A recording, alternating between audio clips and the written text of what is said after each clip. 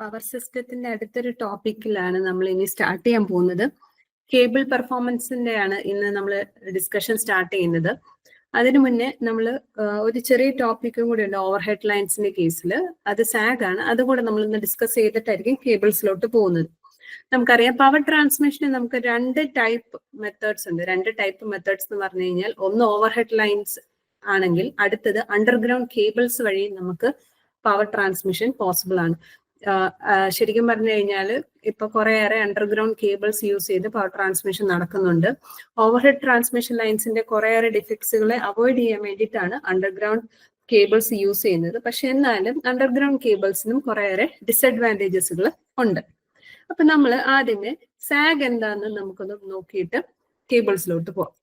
Zag എന്ന് പറഞ്ഞു കഴിഞ്ഞാൽ നമുക്കറിയാം, നമ്മൾ സാധാരണ ഒരു രണ്ട് കമ്പിയുടെ ഇടയ്ക്ക് ഒരു വള്ളി വലിച്ചു കെട്ടിയാൽ തന്നെ ആ വള്ളി ശരിക്കും സ്ട്രെയിറ്റ് ലൈൻ ആയിട്ട് നിൽക്കത്തില്ല, ഒരു തൂങ്ങിയായിരിക്കും, അതൊരു കാറ്റനറി പോലെ ആയിരിക്കും അത് കിടക്കുന്നത്. അപ്പൊ ആ ഒരു ഡിപ്പ്, ഒരു ഹൊറിസോണ്ടൽ ലെവലിൽ നിന്ന് നമ്മുടെ ഓവർഹെഡ് കണ്ടക്ടേഴ്സിനുണ്ടാകുന്ന ആ ഒരു ബെൻഡിങ്, അല്ലെങ്കിൽ ബെൻഡ് എന്ന് പറയാൻ പറ്റില്ല, അതിന്റെ ആ ടെൻഷൻ കാരണം സ്ട്രെയിറ്റ് ആയിട്ട് നിൽക്കാതെ അതൊന്ന് താന്ന് നിൽക്കുന്നതിനെയാണ് നമ്മൾ സാഗ് എന്ന് പറയുന്നത്.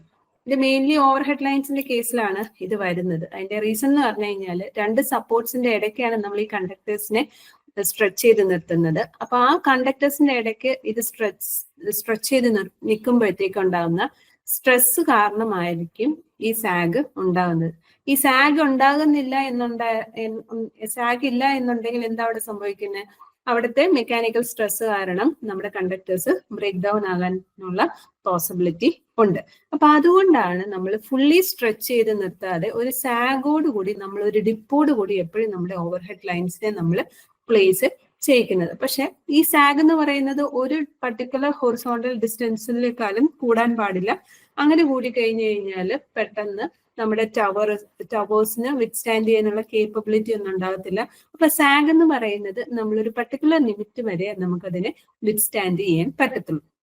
സോ എന്താണ് സാഗ് എന്ന് ചോദിച്ചു കഴിഞ്ഞാൽ, it is the difference in level between point of supports and the lowest point on A conductor. അത് ഈ പടം വെച്ച് നമുക്ക് നോക്കാം. ഇവിടെ രണ്ട് ടവറുകളുണ്ട്, സേ എ ആൻഡ് ബി എന്ന് പറയുന്ന രണ്ട് ടവറുകളുണ്ട്. ഈ രണ്ട് ടവറിന് അക്രോസ് ആയിട്ടായിരിക്കും നമ്മൾ എന്ത് ചെയ്യുന്നത്? നമ്മുടെ കണ്ടക്ടേഴ്സിനെ നമ്മൾ സ്ട്രെച്ച് ചെയ്ത് നിർത്തുന്നത്. അപ്പൊ ഈ ഹൊറിസോണ്ടൽ ലെവലിൽ നിന്ന് എന്തോരം ഡിപ്പാണോ ഈ കണ്ടക്ടർ മേക്ക് ചെയ്യുന്നത്, അതിന് ആ ഒരു ഹൊറിസോണ്ടൽ ഡിസ്റ്റൻസിനെയാണ്, അല്ലെങ്കിൽ ആ വെർട്ടിക്കൽ ഡിസ്റ്റൻസിനെയാണ് നമ്മൾ സാഗ് എന്ന് പറയുന്നത്. ഒരു ഹൊറിസോണ്ടൽ ആയിട്ടുള്ള സ്ട്രെച്ചിങ്ങിന് പകരം ഒരു ഡിപ്പ് ആയിരിക്കും അവിടെ ഫോം ചെയ്യുന്നത്. അതെന്തോരം വെർട്ടിക്കൽ ഡിസ്റ്റൻസ് എടുക്കുന്നോ അതിനെയാണ് നമ്മൾ സാഗ് എന്ന് പറയുന്നത്. ഇനി ഈ സപ്പോർട്ട്സ് എ ആൻഡ് ബി എന്ന് പറയുന്ന സപ്പോർട്ട്സ് രണ്ടും ഈക്വൽ ഹൈറ്റ്സിലാണെങ്കിൽ, അല്ലെങ്കിൽ ഇതിന്റെ രണ്ടിന്റെ ടവർ ഹൈറ്റ്സ് ഈക്വൽ ആണെങ്കിൽ ഏറ്റവും കൂടുതൽ സാഗ് വരുന്ന പോയിന്റ് എന്ന് പറയുന്നത് അതിന്റെ മിഡ് പോയിന്റിലായിട്ടായിരിക്കും ഏറ്റവും കൂടുതൽ സാഗ് വരുന്നത്. ആൻഡ് ഈ സാഗിന്റെ ഒരു ഷേപ്പ് എന്ന് പറയുന്നത് ഒരു കാറ്റനറി ഷേപ്പ് ആയിരിക്കും, അല്ലെന്നുണ്ടെങ്കിൽ നമുക്ക് പറയാം ഒരു കർവ്ഡ് ആയിട്ടുള്ള ഷേപ്പ് ആയിരിക്കും അത് ഫോം ചെയ്യുന്നത്. അതേസമയം if the supports are at two different levels, suppose A എന്ന് പറയുന്ന ഒരു ടവറും ബി എന്ന് പറയുന്ന ഒരു ടവർ എന്ന് പറയുന്നത് ഒരു ഹയർ ലൊക്കേഷനിലാണെന്നുണ്ടെങ്കിൽ നമ്മുടെ സാഗ് എന്ന് പറയുന്നത് ഒരു കാറ്റനറി ഷേപ്പിലായിരിക്കില്ല, അതിന് പകരം ഒരു പരാബോളിക് ഷേപ്പിലായിരിക്കും അവിടെ നമ്മുടെ സാഗ് വരുന്നത്. That is because of the height difference between the two towers. ഈ എ ആൻഡ് ബി ടവർ തമ്മിലുള്ള ഹൈറ്റ് ഡിഫറൻസ് കാരണമായിരിക്കും ഒരു കാറ്റനറിക്ക് പകരം ഒരു പരാബോള ഷേപ്പിലുള്ള അവിടെ സാഗ് വരാനുള്ള കാരണം. ഇനി എപ്പോഴും നമുക്കറിയാം ഒരു വെയിറ്റ് ഓഫ് എ ബോഡി എന്ന് പറയുന്നത് always it will be acting downwards. ഗ്രാവിറ്റിയുടെ ഇത് കാരണം വെയിറ്റ് ഓഫ് ദ ബോഡി എന്ന് പറയുന്നത്, അല്ലെങ്കിൽ weight of the conductor will be acting downwards ആയിരിക്കും. അത് ഏറ്റവും മിഡ് പോയിന്റിലായിരിക്കും അതെപ്പോഴും ആക്ട് ചെയ്യുന്നത്. അതേപോലെ തന്നെ ഈ കണ്ടക്ടറിന് ഒരു വെയിറ്റ് ഉണ്ട്, and that will be acting downwards. ഇനി ഈ സ്ട്രെച്ച് ചെയ്ത് നിൽക്കുന്നത് എന്തുകൊണ്ടാണ്?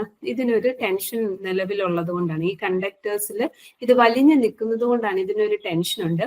And the tension of the conductor will be acting ഇതിന്റെ ടാൻജൻഷ്യൽ ആയിട്ടായിരിക്കും. ഏതൊരു പോയിന്റ് ആണ് നമ്മൾ എടുക്കുന്നത് ആ പോയിന്റിനോട് ടാൻജൻഷ്യൽ ആയിട്ടായിരിക്കും അവിടുത്തെ ടെൻഷൻസ് ആക്ട് ചെയ്യുന്നത്. അപ്പൊ മെയിൻലി ശരിക്കും പറഞ്ഞു കഴിഞ്ഞാൽ രണ്ട് കമ്പോണൻസ് കാരണമാണ് സാഗ് ഉണ്ടാകുന്നത്. ഒന്ന് വെയിറ്റ് ഓഫ് ദ കണ്ടക്ടറും ഒന്ന് ടെൻഷൻ. ഇത് നമ്മൾ ഈ സപ്പോർട്ട്സിൽ സ്ട്രെച്ച് ചെയ്ത് നിർത്തുമ്പോൾ ഉണ്ടാകുന്ന ടെൻഷൻ കാരണമാണ് മെയിൻലി സാഗ് ഒക്കർ ചെയ്യുന്നത്. ഇനി ഈ സാഗ് നമ്മൾ പ്രത്യേകം കൺസിഡർ ചെയ്തിട്ടായിരിക്കും നമ്മൾ അതിന്റെ മെക്കാനിക്കൽ ഡിസൈൻ ചെയ്യുന്നത്. അതിന്റെ കാര്യം എന്താന്ന് പറഞ്ഞു കഴിഞ്ഞാൽ സാഗ് മിനിമം ആയിട്ട് കീപ്പ് ചെയ്തില്ല എന്നുണ്ടെങ്കിൽ കണ്ടക്ടർ മെറ്റീരിയൽ റിക്വയർഡ് ആയിട്ട് അതിന്റെ വേരിയേഷൻസ് ഉണ്ടാകും. അതേപോലെ തന്നെ എക്സ്ട്രാ പോൾ ഹൈറ്റ് അവിടെ ഉണ്ടാകും.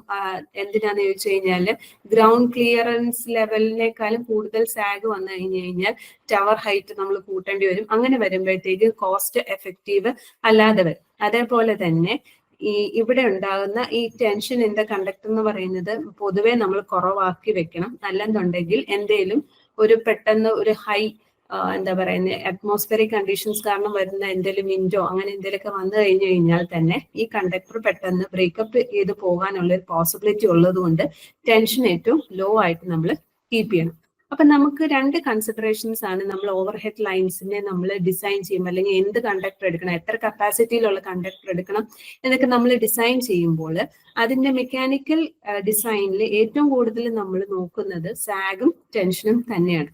സാഗും ടെൻഷനും നമ്മൾ നോക്കിയില്ല എന്നുണ്ടെങ്കിൽ നമ്മുടെ കണ്ടക്ടേഴ്സ് നമ്മൾ പവർ ട്രാൻസ്മിഷൻ ചെയ്യുമ്പോഴത്തേക്കും അത് ബ്രേക്ക് ഡൗൺ ആകാനുള്ള പോസിബിലിറ്റി ഉണ്ട്. ബ്രേക്ക് ഡൗൺ ആകാന്ന് പറഞ്ഞു കഴിഞ്ഞാൽ പൊട്ടിപ്പോകാനുള്ള പോസിബിലിറ്റി ഉണ്ട്. അപ്പം കണ്ടക്ടറിന്റെ ടെൻഷനും അതേപോലെ തന്നെ സാഗും എന്ന് പറയുന്നത് മിനിമം ആയിരിക്കണം. സാഗ് മിനിമം ആണെങ്കിൽ ടെൻഷൻ കൂടുതലായിരിക്കും, അതേസമയം ടെൻഷൻ കുറവാണെങ്കിൽ സാഗ് കൂടുതലായിരിക്കും. അപ്പൊ അതുകൊണ്ട് ഇത് സാഗും ടെൻഷനും എന്താ പറയുന്നത്, sag is indirectly proportional to tension എന്ന് വേണമെങ്കിൽ നമുക്ക് പറയാം. അപ്പം ഒന്ന് കൂടുമ്പോൾ ഒന്ന് കുറയും. അപ്പൊ അതുകൊണ്ട് ഇത് രണ്ടും ബെയർ മിനിമം അല്ലെങ്കിൽ ഇത് രണ്ടും കോംപ്രമൈസ് ചെയ്യുന്ന ഒരു മെക്കാനിക്കൽ ഡിസൈൻ ആയിരിക്കണം നമ്മുടെ കണ്ടക്ടേഴ്സിന് വേണ്ടിയിട്ട് നമ്മൾ ചൂസ് ചെയ്യേണ്ടത്. ഇനി നമുക്ക് എങ്ങനെയാണ് സാഗ് കാൽക്കുലേറ്റ് ചെയ്യുന്നത്? സാഗ് കാൽക്കുലേറ്റ് ചെയ്യാൻ വേണ്ടിയിട്ട് രണ്ട് രീതിയിലുള്ള കാൽക്കുലേഷൻ ഉണ്ട്. ഒന്ന് നമ്മൾ ഈക്വൽ ലെവൽസ് വെച്ചിട്ടുള്ള സാഗ് കാൽക്കുലേഷനും അടുത്തത് അൺഈക്വൽ ലെവൽസ് വെച്ചിട്ടുള്ള സാഗ് കാൽക്കുലേഷനുമാണ് നമ്മൾ ചെയ്യുന്നത്. അപ്പം നമ്മൾ ആദ്യമേ ഈക്വൽ ലെവൽസിലെ സാഗ് കാൽക്കുലേഷൻ ചെയ്യും. അപ്പൊ ഇവിടെ നമുക്ക് അതിന്റെ ഒരു ഫിഗർ ആണ് കാണിച്ചിരിക്കുന്നത്. ഇവിടെ എ ആൻഡ് ബി എന്ന് പറയുന്ന രണ്ട് കണ്ടക്ടേഴ്സ് ഉണ്ട്, ടവേഴ്സ് ഉണ്ട്. ഈ ടവേഴ്സ് എ ആൻഡ് ബിന്റെ ഇൻ ബിറ്റ്വീൻ ആയിട്ട് നമ്മൾ ഒരു കണ്ടക്ടർ സ്ട്രെച്ച് ചെയ്ത് നിർത്തിയിട്ടുണ്ട്. And the total distance between the towers A and B എന്ന് പറയുന്നത് എൽ ആണ്. ഇവിടെ L/2 എന്നാണ് റെപ്രസെന്റ് ചെയ്തിരിക്കുന്നത്. ഈ total length from A to B എന്ന് പറയുന്നത് ലെങ്ത് എൽ ആണ് തന്നിരിക്കുന്നത്. ഇനി we are considering a mid point. നമ്മൾ ഇവിടുത്തെ മിഡ് പോയിന്റ് കൺസിഡർ ചെയ്യാണ്. Let O B the mid point എന്ന് നമ്മൾ കൺസിഡർ ചെയ്യാണ്. O എന്ന് പറയുന്നത് മിഡ് പോയിന്റ് ആയിട്ട് കൺസിഡർ ചെയ്യുകയാണെങ്കിൽ നമുക്ക് ഈ ഓയിൽ എന്തൊക്കെ ഫോഴ്സ് ആക്ട് ചെയ്യുമെന്ന് നമുക്ക് നോക്കാം. ഞാൻ നേരത്തെ പറഞ്ഞായിരുന്നു ടെൻഷൻ ഉണ്ട്, അതേപോലെ തന്നെ വെയിറ്റും ആക്ട് ചെയ്യും. അപ്പം ഈ O എന്ന് പറയുന്ന പോയിന്റിനോട് ടാൻജൻഷ്യൽ ആയിട്ട് ഇവിടുത്തെ ടെൻഷൻ ആക്ട് ചെയ്യും. And the weight of the അല്ലെങ്കിൽ ഈ വെയിറ്റ് എന്ന് പറയുന്നത് നേരെ മിഡ് പോയിന്റിൽ ഈ മിഡ് പോയിന്റിലായിരിക്കും ആക്ട് ചെയ്യുന്നത്. അപ്പൊ നമ്മൾ ഇത് ആക്ച്വലി നമ്മൾ എന്താ ചെയ്യണമെന്ന് ചോദിച്ചു കഴിഞ്ഞാൽ നമ്മൾ ഒരു ചെറിയൊരു ലെന്ത് കൺസിഡർ ചെയ്യാണ്. Let OP B the length എന്ന് പറഞ്ഞ് നമ്മൾ കൺസിഡർ ചെയ്യാണ്. ആൻഡ് OP ബി ദ ലെന്തിൽ ഉള്ള സാഗ് നമ്മൾ കാൽക്കുലേറ്റ് ചെയ്തിട്ട് മൊത്തം ഡിസ്റ്റൻസിന് വേണ്ടിയിട്ട് നമ്മൾ ഇക്വേറ്റ് ചെയ്യുക അല്ലെങ്കിൽ നമ്മൾ ഇന്റഗ്രേറ്റ് ചെയ്ത് കണ്ടുപിടിക്കുകയോ ചെയ്യാം. രണ്ട് രീതിയിലും ചെയ്യാം. അപ്പൊ ഇവിടെ നമ്മൾ ആദ്യമേ ചെയ്യുന്നത് OP എന്ന് പറയുന്ന ഒരു പോയിന്റ് നമ്മൾ കൺസിഡർ ചെയ്തു. ആൻഡ് OP എന്ന് പറയുന്ന പോയിന്റിന്റെ മിഡ് വേ എന്ന് പറയുന്നതാണ് x/2 ആയിട്ട് നമ്മളിവിടെ റെപ്രസെന്റ് ചെയ്തിരിക്കുന്നത്. സോ ലെറ്റ് ഇറ്റ് ബി ഒരു എന്താ പറയാ,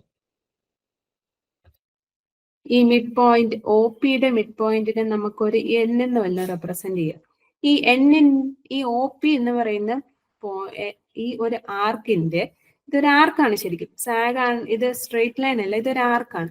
ഈ ആർക്കിന്റെ മിഡ് പോയിന്റ് ആണ് N എന്ന് പറയുന്നത്. ആ Nലായിരിക്കും ഇവിടുത്തെ ടെൻഷൻ ആക്ട് ചെയ്യുന്നതായിട്ട് നമ്മൾ ഇവിടുത്തെ വെയിറ്റ് ആക്ട് ചെയ്യുന്നതായിട്ട് നമ്മൾ അസ്യൂം ചെയ്യുന്നത്. അപ്പൊ ഇവിടെ നോക്കുമ്പം ഒന്ന് ക്ലിയർ ആയിട്ട് വരച്ചു കഴിഞ്ഞാൽ ഇത് നമ്മുടെ OP ആണെങ്കിൽ ഈ OPയുടെ ടാൻജൻഷ്യൽ ആയിട്ട് നമുക്ക് ടെൻഷൻ ഉണ്ടാവും. അതിന്റെ മിഡ് പോയിന്റിലായിരിക്കും അതിന്റെ വെയിറ്റ് ഉണ്ടാവുന്നത്. ഇനി ഈ O എന്ന് പറയുന്ന സെന്ററിൽ നിന്ന് P വരെയുള്ള ഹൊറിസോണ്ടൽ ഡിസ്റ്റൻസിനെ നമ്മൾ X എന്ന് മാർക്ക് ചെയ്യുകയാണെങ്കിൽ then the weight of the body will be acting at a distance of x/2. കാര്യം ഒരു പർട്ടിക്കുലർ ഡിസ്റ്റൻസ് എടുത്തു കഴിഞ്ഞാൽ ആ പർട്ടിക്കുലർ ഡിസ്റ്റൻസിന്റെ നേരെ പകുതിയിലായിരിക്കും എപ്പോഴും അതിന്റെ വെയിറ്റ് ആക്ട് ചെയ്യുന്നത്. ആൻഡ് ലെറ്റ് ഈ പി എന്ന് പറയുന്ന പോയിന്റ് നമ്മുടെ ഈ മിഡ് പോയിന്റിൽ നിന്ന് വെർട്ടിക്കൽ ഡിസ്റ്റൻസ് എന്ന് പറയുന്നത് നമ്മൾ y ആയിട്ട് അസ്യൂം ചെയ്യുന്നു. And from the centre O to the tower വരെയുള്ള വെർട്ടിക്കൽ ഡിസ്റ്റൻസ് ആണ് നമ്മൾ സാഗ് ആയിട്ട് നമ്മൾ റെപ്രസെന്റ് ചെയ്യുന്നത്. ഇനി നമ്മൾ ഇവിടെ അസ്യൂം ചെയ്യുന്നത് ഇവിടെ ഉണ്ടാകുന്ന ടെൻഷനും ഈ കണ്ടക്ടറിന്റെ വെയിറ്റും കൊണ്ടുണ്ടാകുന്ന മൊമെന്റ് എന്ന് പറയുന്നത് സെയിം ആയിരിക്കണം. മൊമെന്റ് എന്ന് പറഞ്ഞു കഴിഞ്ഞാൽ എന്താണ്? മൊമെന്റ് എന്ന് പറഞ്ഞു കഴിഞ്ഞാൽ force into moment is equal to force into perpendicular distance ആണ്. അപ്പൊ നമ്മൾ ഇവിടെ എന്തൊക്കെ കാരണങ്ങൾ കൊണ്ടാണ് മൊമെന്റ് ഉണ്ടാകുന്നത്? ഒന്ന്, നമ്മുടെ ടെൻഷൻ കാരണം ഒരു മൊമെന്റ് ഉണ്ടാകും. അതേപോലെ സെക്കൻഡ് കേസ് എന്ന് പറഞ്ഞു കഴിഞ്ഞാൽ നമ്മുടെ വെയിറ്റ് കാരണം അവിടെ ഒരു മൊമെന്റ് ഉണ്ടാകുന്നുണ്ട്.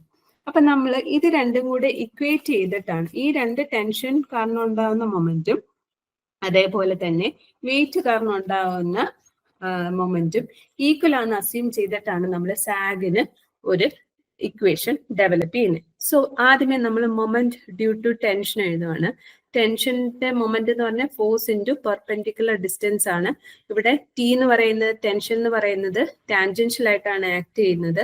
ആൻഡ് ടാൻജൻഷ്യൽ ആയിട്ടുള്ളതിനോട് പെർപെൻഡിക്കുലർ ഡിസ്റ്റൻസ് എന്ന് പറയുന്നത് ഈ സെന്റർ പോയിന്റിൽ നിന്ന് പി വരെയുള്ള ഡിസ്റ്റൻസ് ആണ്. That is represented by Y ആയിട്ടാണ് റെപ്രസെന്റ് ചെയ്തിരിക്കുന്നത്.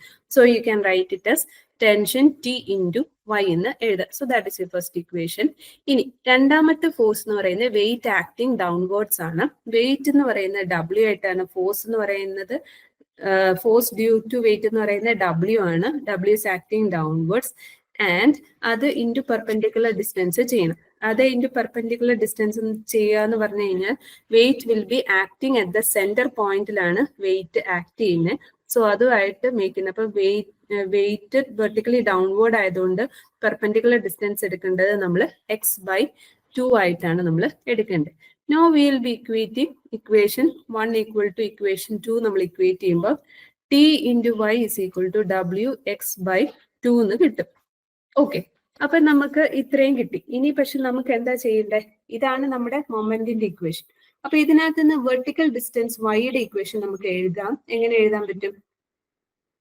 നമുക്ക് എഴുതാം y is equal to wx into X രണ്ടുണ്ട്. wx into x/2 force into distance. wx ആണ് ഫോഴ്സ് എന്ന് പറയുന്നത്.